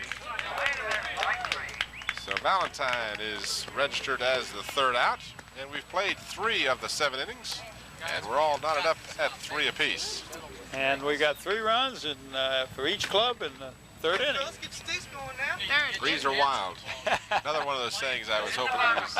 That and on the corners. You were going to say, waiting all year to say that. Again, we remind you that next week we'll be at Bethel High School for the Phoebus Phantoms and the Bethel Bruins. And I would assume that Bethel plays their games at the school. They are at Bethel High School, yeah. They don't have the facilities that we have here. We will be out in the open. And not as comfortable, I might add. It's pretty nice here. We got a nice little it is. perch here behind home plate. This is we're just a little bit bigger than what we had there at Francis Asbury Park when we did the girls' state finals last year. You know, we were talking about Darling Stadium, and of course, anyone who's ridden by the Darling Stadium facility, of course, will see that half of the stands have been torn down. You were telling me last year, we talked about this at length, but my memory being what it is, are they in fact going to tear down all the stands, or are they just going to build onto the existing stands? The side that they left up, which used to be the home side, will now become the visitor side. The actual field itself will be moved down about 50 yards, so they will add some more bleachers to the as we're facing to the left-hand side. But I have seen some sketches of it from Bobby Croft's office of what this is going to be, and if it's anything close to the sketches, it's going to really be an awesome, awesome site. And we're going to have awesome facilities for us. Awesome is the word of the day here. Yes, sir. Joey McDonald, number 17, is the batter.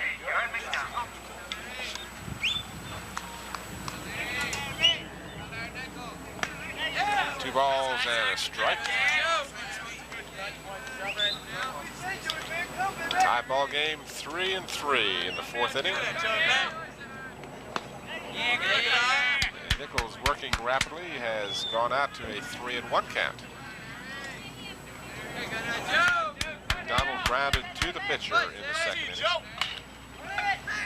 This is shortstop, it's a slow roller, and just barely gets a pretty quick McDonald.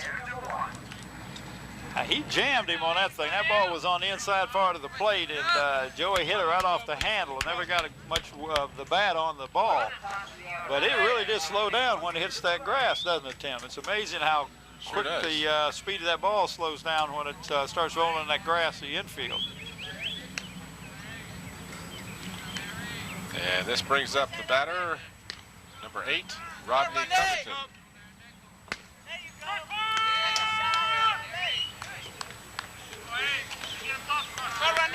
Covington struck out in the 1st inning, and he grounded to 3rd in the 3rd. Come now, Cub. Cut him. Where's that Cub? Come on, Cub. Come, Rodney. we get a chance, we can keep a shot on the catcher for Hampton. He has that same stance in his catching stance as the catcher for the St. Louis Cardinals. I noticed that last year, not at this moment, but when he gets ready to catch the ball, if we can get our director to stay with him kind of on a wide shot, we'll see how he sticks that left leg all the way out.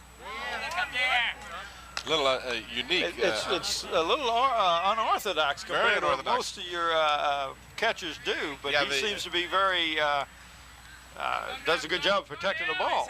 The catcher for the St. Louis Cardinals usually doesn't do it all the time. Now, you see, on that particular play, he didn't go into that crouch. We've got the count is 2-2 with 1 out. Now he does it this time. Sticks that left leg out. I can't think of the catcher's name for St. Louis. I believe it's Santana. I believe I can't remember the name. They used to be when I was a kid. When I was a kid, I could remember every batter's name and all that good stuff. And a nice hit down the left field line past the third baseman. So Covington reaches on a single to left.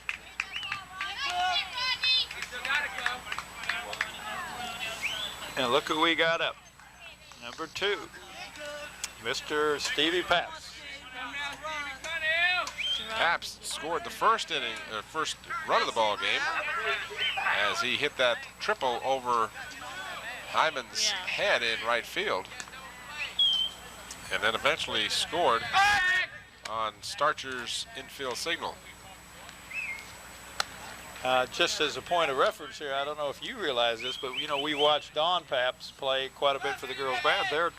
Stevie and Don are twins, and they're both excellent athletes. So is Tab, who is now playing over at Old Dominion University on a baseball scholarship for the Pabst family. Well, I'll tell you, they do have the athletes. No question about that.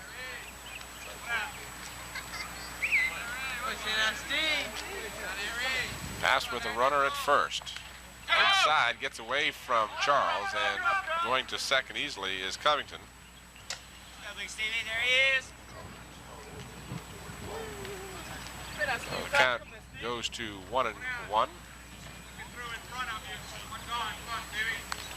Quick conference as Charles wants to come out and talk to Larry Nichols real quickly on the mound. We'll make sure that their signal's right. If he's looking for the ball inside and high and he throws it outside and low, you're not going to catch the ball because that's not what you're looking for. Come now, Steve, cut him. So that may have been what the situation was at that time.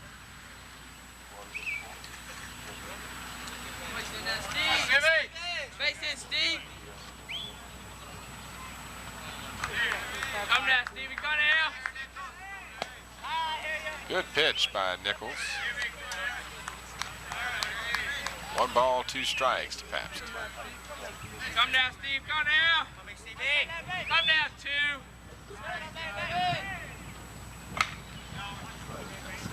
And this one's fouled off down the third baseline. Well, he is definitely pitching to the outside part of that plate, Tim. He has on the last 2 pitches. Stevie got a good solid hit last time that the ball was misjudged by Hyman out in right field. He ended up with a triple off of it. This one is hit past the third baseman, so Pabst gets the base hit. And we got him at the corners again. Twice in one game, can you believe that? I'm telling you. Pabst has 2 hits on the afternoon. Coming into the game hitting .368, he will improve his batting average at this point. And Starcher will come to the plate. Starcher walked in the first and had an infield single in the third. Come now, Shaw, come now. Yeah, good look up there. 3-3 is our score. 1 out. Hampton versus Kecoughtan. Kecoughtan at bat here in the top of the 4th. Come now, Shaw, cut him. You see a good shot of both Pabst and the pitcher.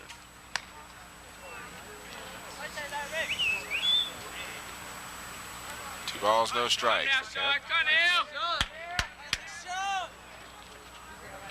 mentioned, Starcher is hitting a hefty .424 coming into the game. This is a call strike on the inside corner, 2-2.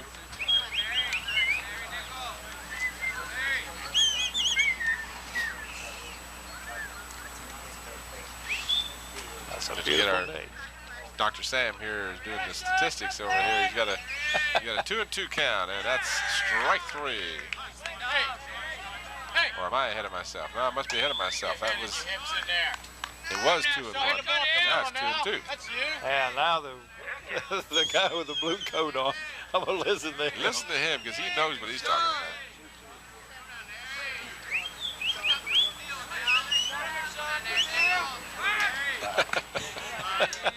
trying to get Sam to fall for that, but he wouldn't even bite.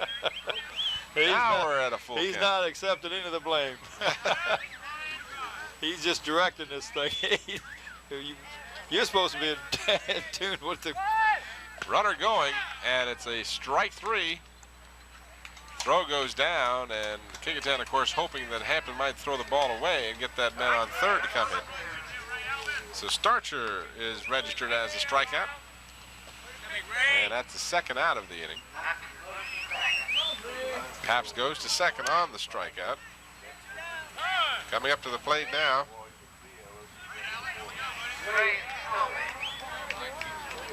Ray Alvis, and he is going to. What are they going to do now? Is this a test walk? They don't have well, they don't throw in high school. They don't throw the 4 pitches. They can say, hey, we're going to walk him. They just move him down, speeds it up. Boy, I think they should do that for the majors too. It really that's does. a great idea. It does. It speeds the game up, and there's no doubt you got the guy. Get him out there on first, and let's go on. And they've got them loaded now. Of course, you got to force everywhere, every base, and that's what they want. Strike 1 to Denton. Denton is batting .207 with 2 RBIs. Hampton playing the odds here. Alvis batting .333, and they put him on, of course, as you mentioned, causing a force play to be available at any base. 2 outs. And it's going to be hit to Hyman. Hyman backs up and makes the play. So it looked like he might have misjudged that. He took a couple steps in and then had to stop and did a good job. Brought the glasses down because that sun is right in his face. And Hampton gets out of a tough situation. They gave up two strong hits. I mean, they were both solid hits right up the between third and shortstop. But they came away empty-handed. The Warriors did. So they leave 3. The bases were jammed, and Denton flat out there. You see the Crabbers in a quick huddle. They have a concession stand delivery service here. Well, I know it's directly behind them. Maybe if we stomp our foot on a certain board. Be careful, we might end up in the concession stand. I didn't say. I said, okay. You don't want me to do Are my you trying stuff. to say I don't need anything from the concession stand, Tim? I was thinking more of myself, actually. Bottom of the 4th, tied at 3. Pitching combination now for Kecoughtan has Waterton in relief. And the catcher remains the same. That is the starting catcher, Rodney Covington, for Kecoughtan. Kecoughtan has 5 hits, I'm told, by our statistician, Dr. Sam. As you can see right on the screen There you go. But you can see the big 3 errors there for the Warriors, and 2 of those were on people running to first base, and that really hurts because I left people on base and gave them a chance to score a run off of one of those errors. The big stroke was by Charles, who singled 2 runs in the 3rd inning. John Charles, the catcher. Come on, Mike, Waterton, let's go, buddy.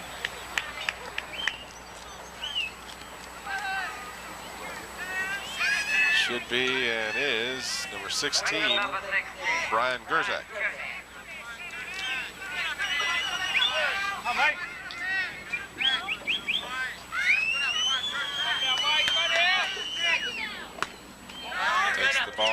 Takes the pitch high inside.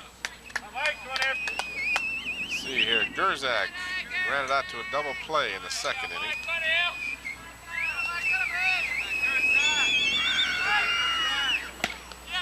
looks at a strike one. He didn't like the call. He thought it was a little bit low. I thought it was low too, but I'm not going to second guess Mr. Greg Blake behind the plate there. Waterton with a changeup. 1 ball, 2 strikes. He was way out in front of that one, wasn't he? He was anticipating that pitch, you might say. Wind has shifted a bit now. It's not blowing directly in as it was a while ago. It's now blowing from right to left. Gerzak looks at the pitch inside and high. 2-2.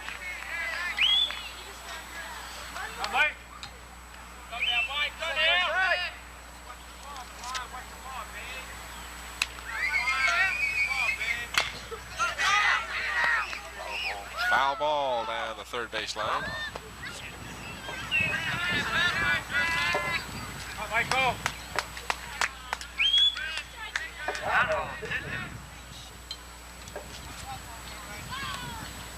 Remind you again that Tuesday, the 3rd of May, we'll be at Bethel High School for the Phantoms of Phoebus and the Bruins of Bethel High School. Game time at 4 o'clock. And Gerzak way out in front. That changeup was really working a for little Waterton. early on that. So Waterton, who ended the 3rd inning striking out Valentine, now gets Gerzak to strike out starting the 4th. There you go. Work hard at that, Mike Waterton. Come on now. That's James Taylor come in, if you remember, left fielder was came in during that one situation. Taylor swings at the first pitch. Watch the curve. Come now, Mike. Come now. You know, it's an art to keeping score in a baseball game. It really is. And I don't know if you've ever seen anybody, but I have watched people do it and have been amazed that they not only can do it, but they can tell you everything that happened on the rundown. I mean, how many people touched the ball? 3 to 2 to 4 to 1 to 3 to 6. It's like, yeah, and it is an art. It's something you just don't sit down and do the first time you look at a baseball game. Well, you be watching ball games all your life, and somebody tells you to keep score, and you don't know how to do it. Now we got 1 ball, 2 strikes, and 1 out.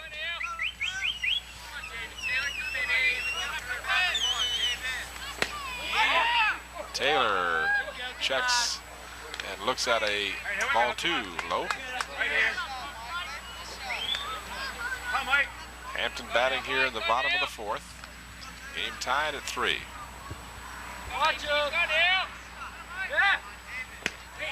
Swinging, strike 3. So Taylor now strikes out, and he's the 2nd victim of Waterton's here in the 4th inning. We got to snuck up here, big bad Bob Croft. We'll get him on and maybe talk a little bit about Darling Stadium over here if we get a chance. It's only half across the street, Bob. They've lost half of it. Hyman fouls off the first pitch. Looked like he was squaring around the bunt. Hyman, of course, has good speed and may try to bunt his way on.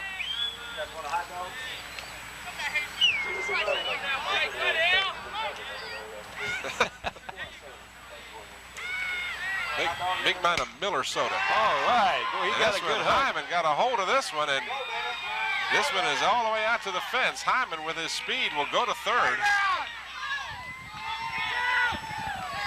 And he stands up with the triple. Boy, he really got some wood on that. Or aluminum. Or yeah, got a little aluminum on that one. That was an excellent hit. Everything on my drink.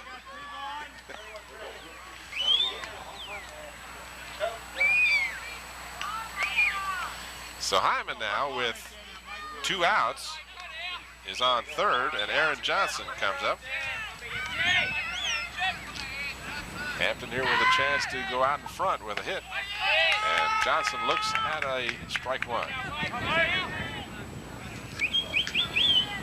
Come on, Michael. Come on, buddy.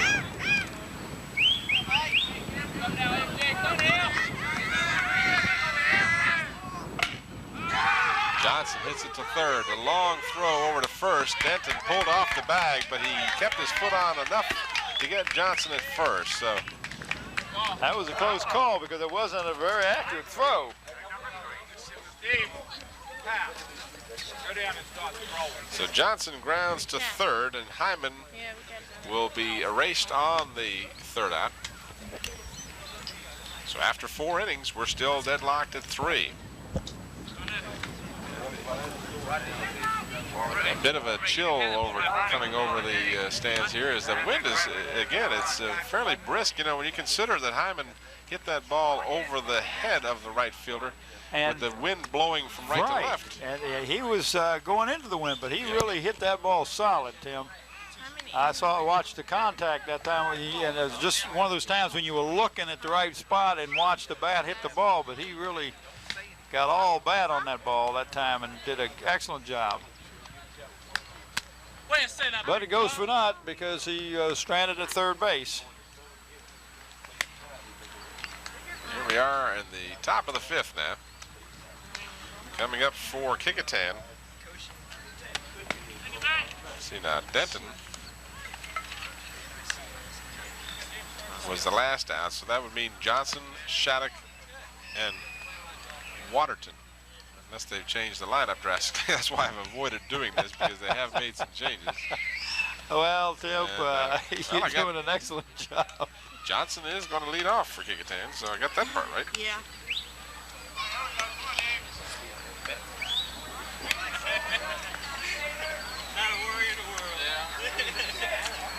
And we've got some more changes, apparently.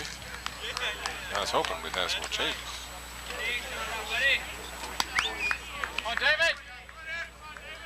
They got somebody out in, somebody for Taylor in left field. We'll have to pick that up. Johnson hits a slow roller to short. And good play by the shortstop. That's number 17 on shortstop there for Hampton. Hampton, and we don't have a number to match. Smith. Kevin Smith, number 17, is the shortstop for the Crabbers now, and we're going to keep you on the stick here. And I'm not sure, I can't catch the number of their fielder out there left field now, Tim. Can't even see left field. I think it's number 14.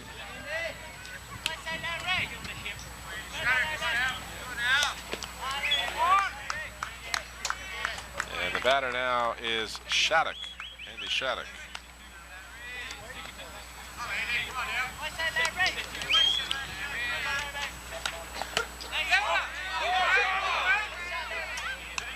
Two balls, no strikes. No, he called that a strike. They changed that one, and Dr. Sam was a little fast on the switch there. Count goes to 1-1.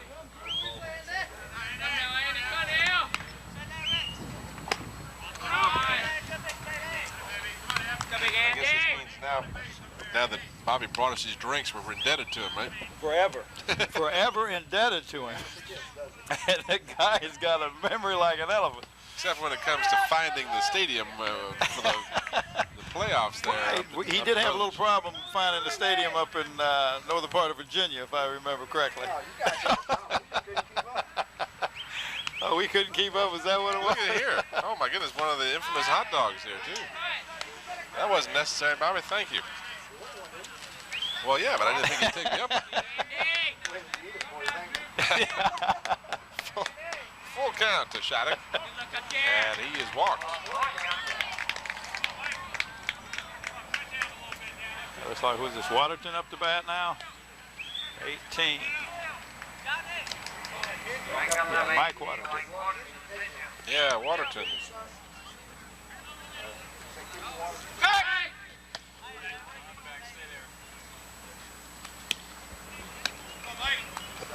So Kecoughtan has the runner at first. Waterton swings at strike one. You're going to have to talk a minute. Well, you go right ahead. I know you. That hot dog is smelling awful good there for you. And I know I saw you starting to, what is that, Pavlov's dog? We'll have to definitely give Bobby Cross some airtime now. Strike two to Waterton. But we do get a break in the action, Bob. We would like for you to give us a little bit update on what's happening with the stadium if you have any. Oh, you don't have anything? Okay. Fouled away. The only update is there is not much of a stadium left. Ball over here now. What do you say? Move ball up there.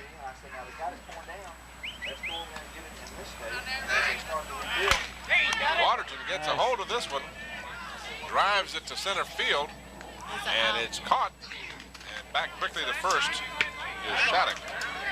So Waterton flies out. Rodney! Run! And this will bring up Joey McDonald. Well, that was number 6 for Hampton that made that catch. That was Brian Gerzak. Was that Gerzak? Center field? That's not center field. Who's the center fielder, Tim? I caught you with a mouthful. I'm sorry. Aaron Johnson. Aaron Johnson. Huh?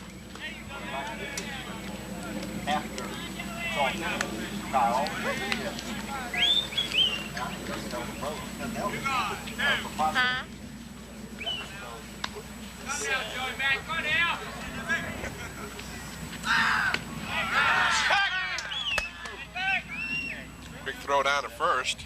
Swing the stick up there. And Shattuck gets back. Count goes to no balls and 2 strikes. Bobby lied. Those are good hot dogs they have here. Well, I'm glad. It's gone, huh? I ate part of my finger.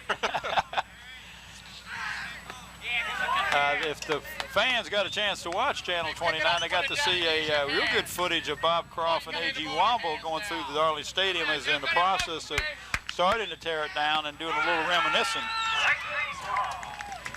Strike 3 on the outside corner as McDonald goes down. And Kecoughtan strands 1. Yeah. And after 4.5 innings, we're still tied at 3. But get back to that, it was an excellent piece, and I've heard a lot of comments on how well that thing was handled. And of course, now they've got this part of it tore down. We're hoping that Bobby and AG can get out there and talk about what's going to happen, and then follow it up with a when it's completed. But we're looking for that a year from this fall, being able to broadcast from the new Darley Stadium. We did talk about that at the latter part of the football season, how nice it's going to be. And of course, again, you want to keep track of that. I understand, as you were saying, that AG and Bobby and Channel 29 will be following the progress of the development of the new stadium. A lot of discussion at one time. I'm not privy to a lot of it because I'm just not, but I was told, from what I've heard, there was a lot of discussion about moving the site of the stadium, and there was a lot of discussion about that, and they finally decided to keep the stadium where it was. And just renovate it and and make it a class stadium so that we can have some of the playoff games be played here instead of at Todd Stadium. It seems like the Hampton schools are the ones that are going to the playoffs, and we'd like to have the home field advantage. And I'm not too sure what's happening here on the speaker. But Hey, here we go, guys. Come on, Mike. I think we're... Bill Wood is trying to liven this crowd up a little bit, I believe. Come on, Michael. Come on, Mike. Come on in. Bottom of the 5th.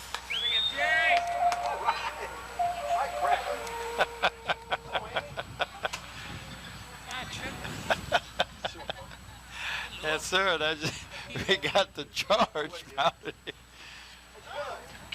Have a delay in the game here as the coach for Hampton is, as you see there on your screen, discussing with Greg Blake something. I'm not sure exactly what the holdup is. The discussion is fairly unanimated, so there doesn't seem to be any argument. It's just... Well, it may be. I know that there's the rules in the Hamptons or in the VHSL that you can only pitch so many innings within a certain period of days, and I don't know if that has anything to do with it. But like you say, it's not animated at all. It's just Coach Sanzo's trying to get something clear with Greg Blake. So he's walking away. So evidently he's satisfied. Okay, so the Crabbers now will have, let's see. It's Joby Jansen. Jansen. Back to the pitcher. Easy play over to first.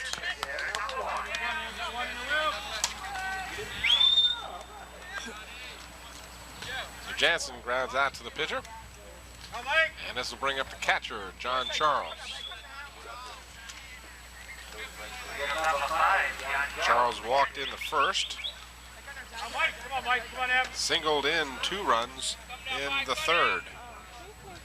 He was the big stick in the third inning that got Hampton tied up in this ballgame. Looks at a ball. Much to the amazement of Kecoughtan, they felt like that was a pretty good pitch. Looked pretty good from here. Yeah, it did. It's again, we're a little bit of an angle, but you can look pretty close. It was close. Waterton delivers a strike, 1-1. And he's saying to the umpire, that was the same place I put the other one. As a former pitcher, I can appreciate his discussion with the umpire. I had my slow pitch with a 10-foot arc. And that was in your heyday. Huh? Fouled off to the right, and it's 1-2 now on Charles.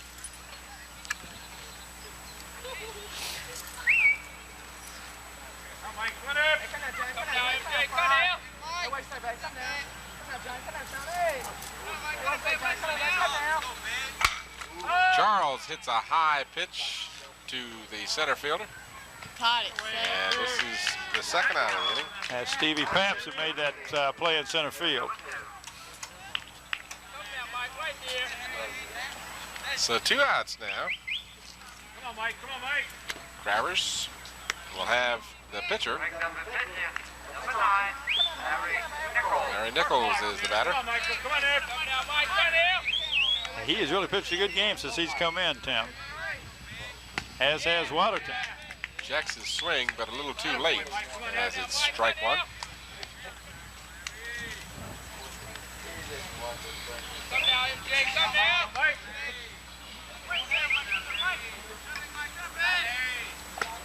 Nichols looks at a pitch on the inside corner.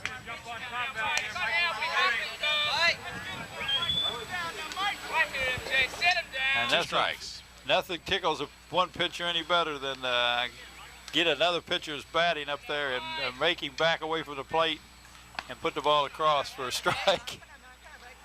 Nichols lets this one go, and it's high for ball 1. 1 ball, 2 strikes, 2 outs, bottom of the 5th. Hampton and Kecoughtan knotted up 3-3. And Nichols just gets a bat on it and hits right up the middle. Well, and nothing tickles one pitcher any better than knocking it right back into the other one, right up the middle for a single. So Nichols reaches on the single. Of course, Nichols started the ball game as the designated hitter for Hampton, so we know he can swing the bat. We will sure try to get the statistics for the Bethel Phoebus game next week that we do. We hope to have better statistics for them. Big Aaron Monday hits it down the third baseline. Gets past the third baseman. And it went past the left fielder too, Tim. It hit the fence and bounced right over his glove and went clear to the corner. So we got a triple for Monday and an RBI. And Hampton takes the lead. That's the first time they've had the lead today. Kecoughtan jumped out with a 3-run top of the third, and then Hampton tied it up. So that's right, this is the first time they've been ahead today. So Hampton goes out on top. A triple by Aaron Monday. Larry Nichols scores, and the Crabbers lead 4-3. All low as the batter now for Crabbers is Valentine.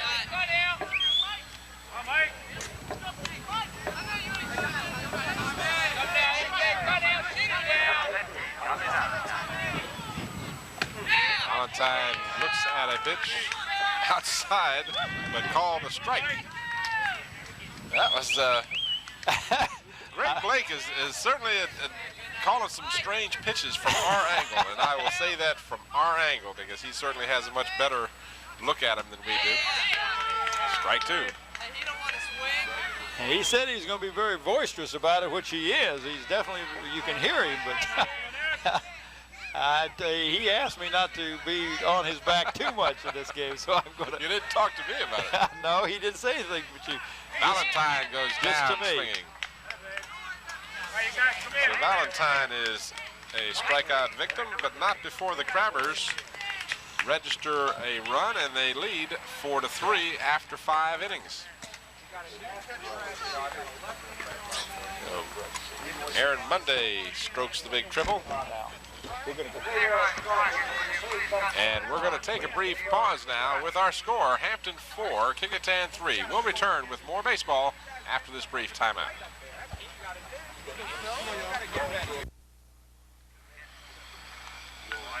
Tim Cole with Bob Hintz and Bobby Croft back at the field here, where the Crabbers went ahead on 1 run and 2 hits in the bottom of the 5th. It's too bad we don't have a roving mic. We could get it to Bobby and have him go out there and talk with Scoggins.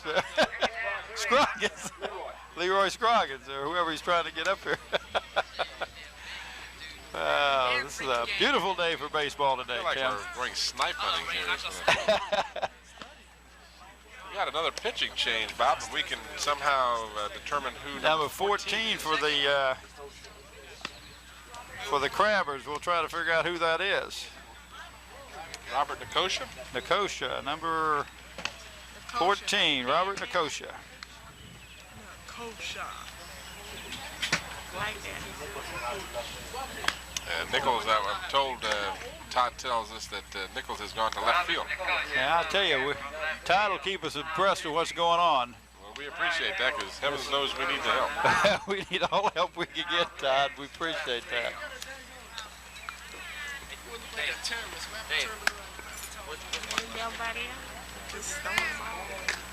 We got 2 innings, and then what he wants is Nicosia to pitch 2 strong innings here. Yeah. There you're looking into the Hampton Crabbers dugout. Remember years ago, they used to play down at the Veterans Administration. There used to be a field down there that some of the high school teams used to play at. I used to. That might have been before my time. That probably was. Probably was. That was before my time on the peninsula. Maybe it was the veterans that were playing down there. That's right. It's true. There was a nice little field down there at the point. And you was trying to tell me that Johnny Paps was older than you? Well, Johnny built the field, I think. Okay. Covington will lead off for Kecoughtan, Rodney Covington. Come now, 8. Come here, come up there. Strike 1. Strike 2. Nicosia comes in, and big left-hander throws 2 strikes. Well, I know that Jesse Sanzo wants him to just come in here and bear down and throw. You got your 6 outs away from a save here. That one is hit to center field, and Johnson has it.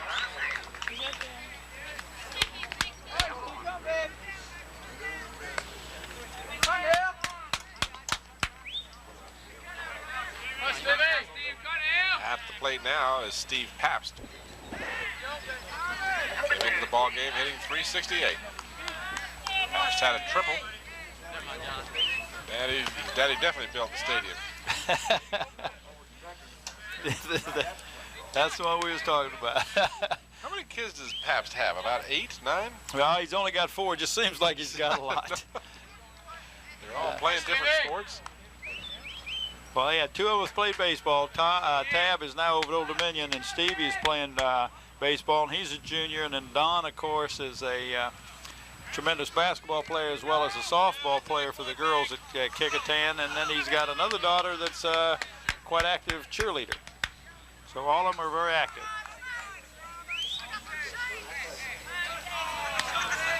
Count is 1 ball, no strikes to Pabst. Come now, 2. There you go, strike 1.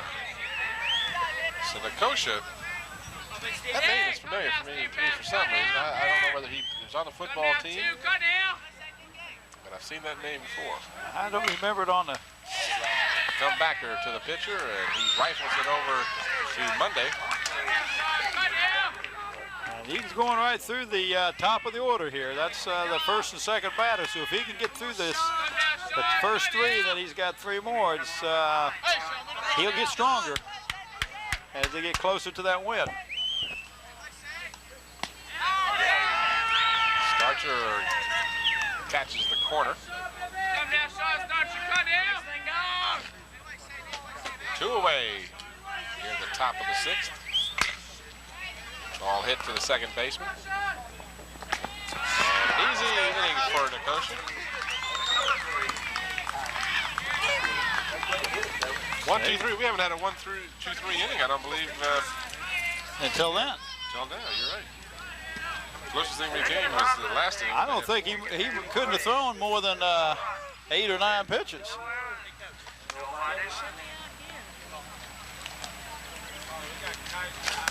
I wish the camera could swing over there. Johnny Paps is sitting in the stands. I thought he had another daughter, but that's probably his granddaughter.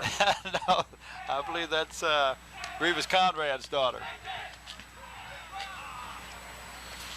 You know, a little personal note here. I did become a grandfather back on March the 24th. Well, congratulations. I knew you were older than I am. I'm not a grandfather. Probably the youngest grandfather in the world. Well, Someone I'm glad. give him a hot dog or something. Well, how's your daughter doing? My daughter and my granddaughter are doing just fine. Fantastic. Glad to 6 hear pounds, 15 ounce granddaughter, Victoria Lauren. Tim is older than all of us.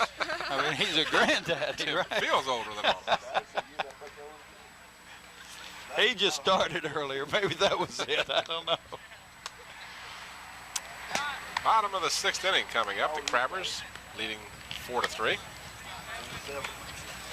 Valentine ended the inning last for the Crabbers. With that in mind, unless there's some other changes. We got a new pitcher here for Kecoughtan too. Number 8. That is Covington. Covington has switched now from catcher to pitcher. And we got And Andy Shattuck has is gone from catching. second to catcher. And who's So- at second now? We'll catch it as soon as he turns around. We'll get you his number.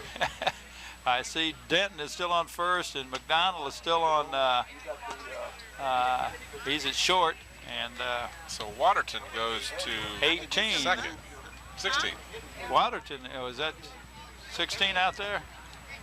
Maybe it's 18. There's nothing going on. Who's on first is what the question is. We're trying to find out who's the one that's going to catch the ball right now. Who's that? That's 16. Okay, that's John Caglio. Or Caglio? I think there's no L in there. I think it's Cagliano. Cagian. I don't see any L. No, in there isn't Where do you any get that L L in from? Okay. John. John. That's right. John Jr. John is a junior. So now the Crabbers will send up, careful there, Kevin Smith, who came in to play shortstop. Will be the batter.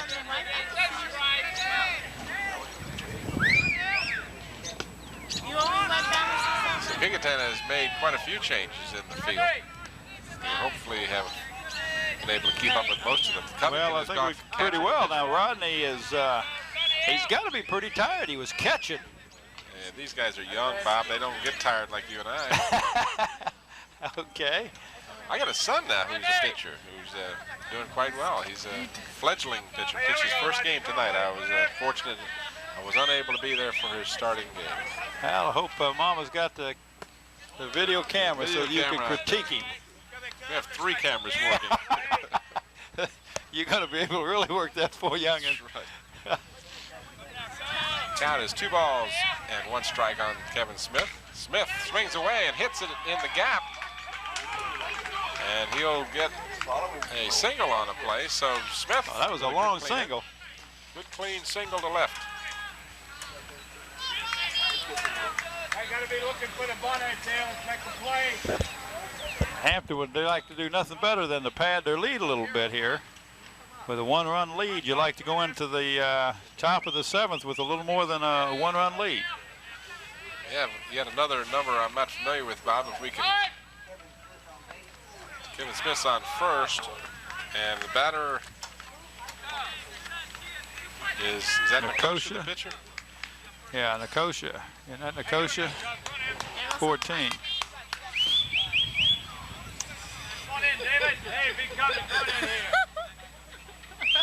No balls, 1 strike on So we're going to have to do a better job of keeping up with who's on first and what's on second and whatever. This is one sport that you really need a statistician. You really do. There was a pitch thrown behind Kecoughtan, so Covington having a little control problem on that pitch. What they do? I get it. 1-1 to Kecoughtan. I got it just Smith on first. Kecoughtan bunts it, and it's a fair ball, and the ball is thrown well over the head of Denton. Error will be charged to the third baseman. Well, that should have been an out. That was really should have been an easy play for the third baseman. So Number 17. 2-base error. That's Joey McDonald. He just flat threw that ball way out of sight. Was it the short? No, I believe it was actually the third baseman that threw it out. Number 4. I'm sorry, it sure was. It was 14. And that would be David Johnson. David Johnson, who mishandled the throw. Yeah, Joey was down covering third base. My fault, Joey. That was definitely not your throw. And intentional walk now given to Hyman. And guess what? That last time he hit that ball well over the right fielder's head. And that gives us Aaron Johnson up, number 6. And now Aaron is a pretty good stick. We'll see what he can do. The bases are loaded and nobody out.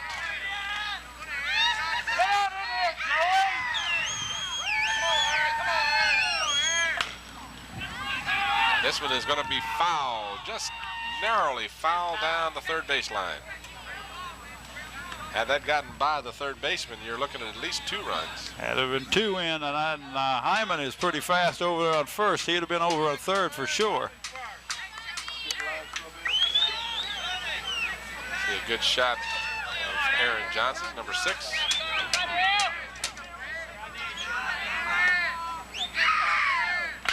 And Johnson really hits this ball. This ball is gone. That's it. That's a grand slam. All right. How many times do you get to see that?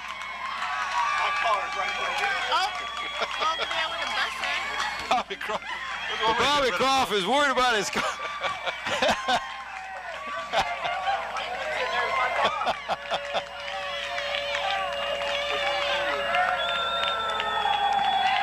So with a single stroke of the bat, Aaron Johnson wipes the bases clean with a grand slam home run over the left field fence. There you see a jubilant Crabber squad. And Aaron Johnson's got to be tickled to death. You don't hit a grand slammer every day. Boy, and that's the truth, but he really got a good hug of that ball, and Bobby Croft's going to go after and check the front of his car.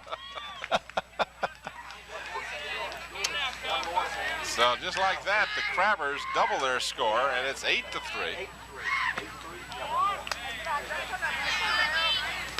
8-3. That definitely gives the Crabbers a lot of incentive to close it out at the top of the next inning. And this one is hammered down the left field line.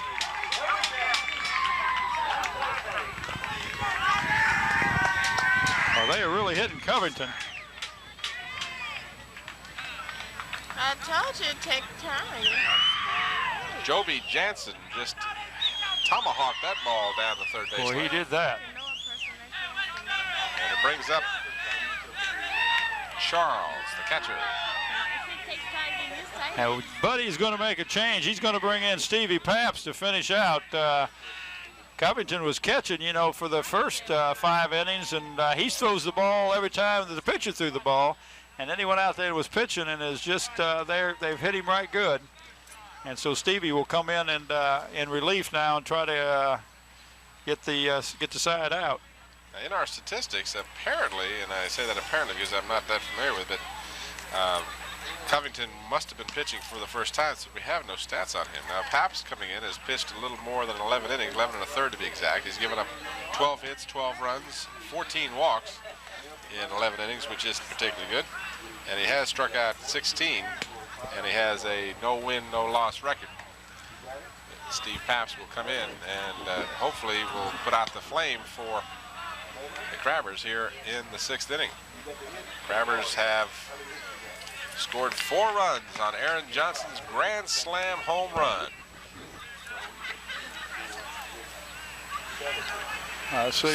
Started the inning singling. Makosha reached on an error and went to second on that same error. Hyman was given an intentional walk, and then the strategy backfired as Aaron Johnson just simply beat that ball right out of here. And how did you find out that was your car or not?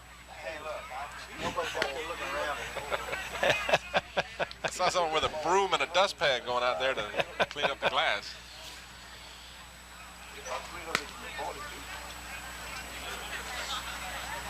And Paps now, having completed his warm-ups.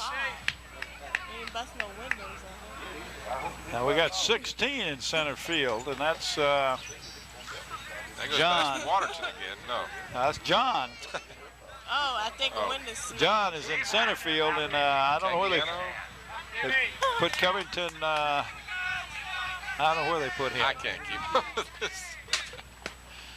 Charles takes a swing at the first pitch.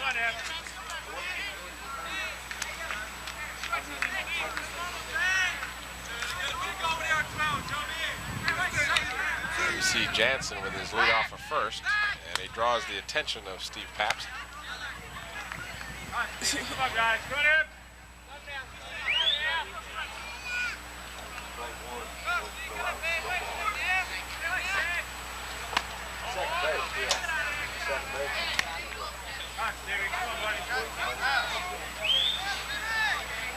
One and one the count. Nobody out. Yeah. 4 runs in. It's cold. This one's popped up to the second baseman. Caught it. And it's one away as Covington makes the play. Covington has moved around quite a bit. He started as catcher, then he pitched, and now he's playing second base.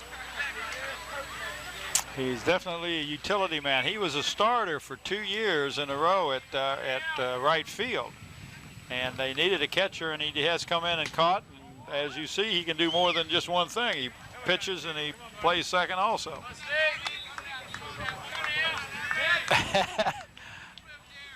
Larry Nichols. All outside, and Jansen goes down to second. Now, what do you call that, a pass ball or wild pitch? Huh? Well, they've talked him into going back to first, but there was no need to because he was on second with a right, and somebody perhaps talked him into believing that it was a foul ball, and he was trotting back to first base. Why he get off the And they threw him out. And again, I'm surmising that's what happened, but that's what it appeared to be. He was looked like second baseman told him that he had to go back to first. I don't know why he thought he had to go back.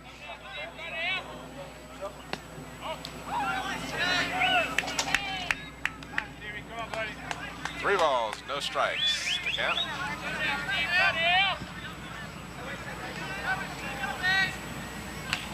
Fouled away.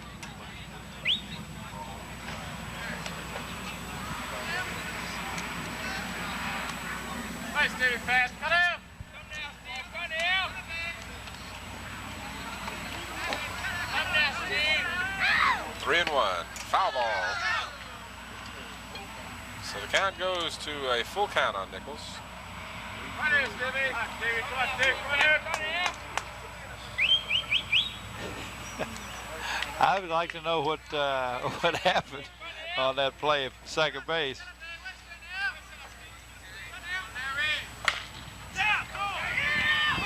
Fair ball. Oh, good stretch down there. Denton did a fine job of stretching to make that play. And that is the third out of the inning. But the Crabbers get 4 runs on the grand slam by Aaron Johnson. And they now lead 8-3 as we go to the top of the 7th.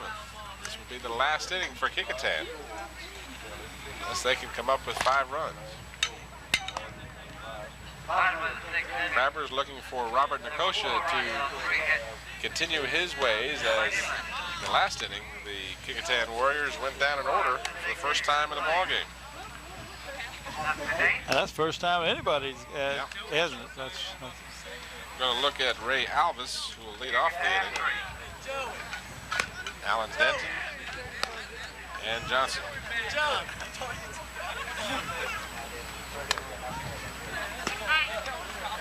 the Crabbers got those 4 runs on 3 hits, an error, and a walk. Oh, he's right.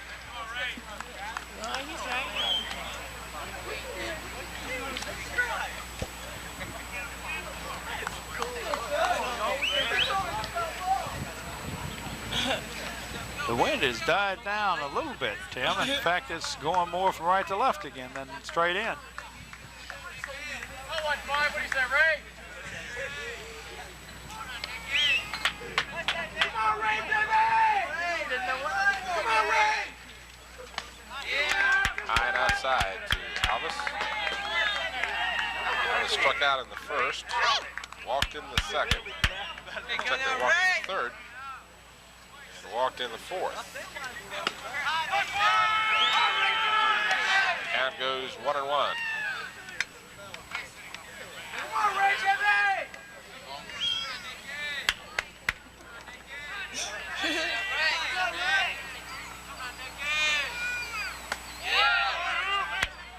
Oh, the ball is inside as Greg Blake Yeah, I know. I had a waited for a but moment she can't. before signaling the ball was inside. Yeah, they just checked down with the first first base umpire to see if he went around, and he said no, he didn't. So it is 2 balls and 1 strike. Fouled away, 2-2.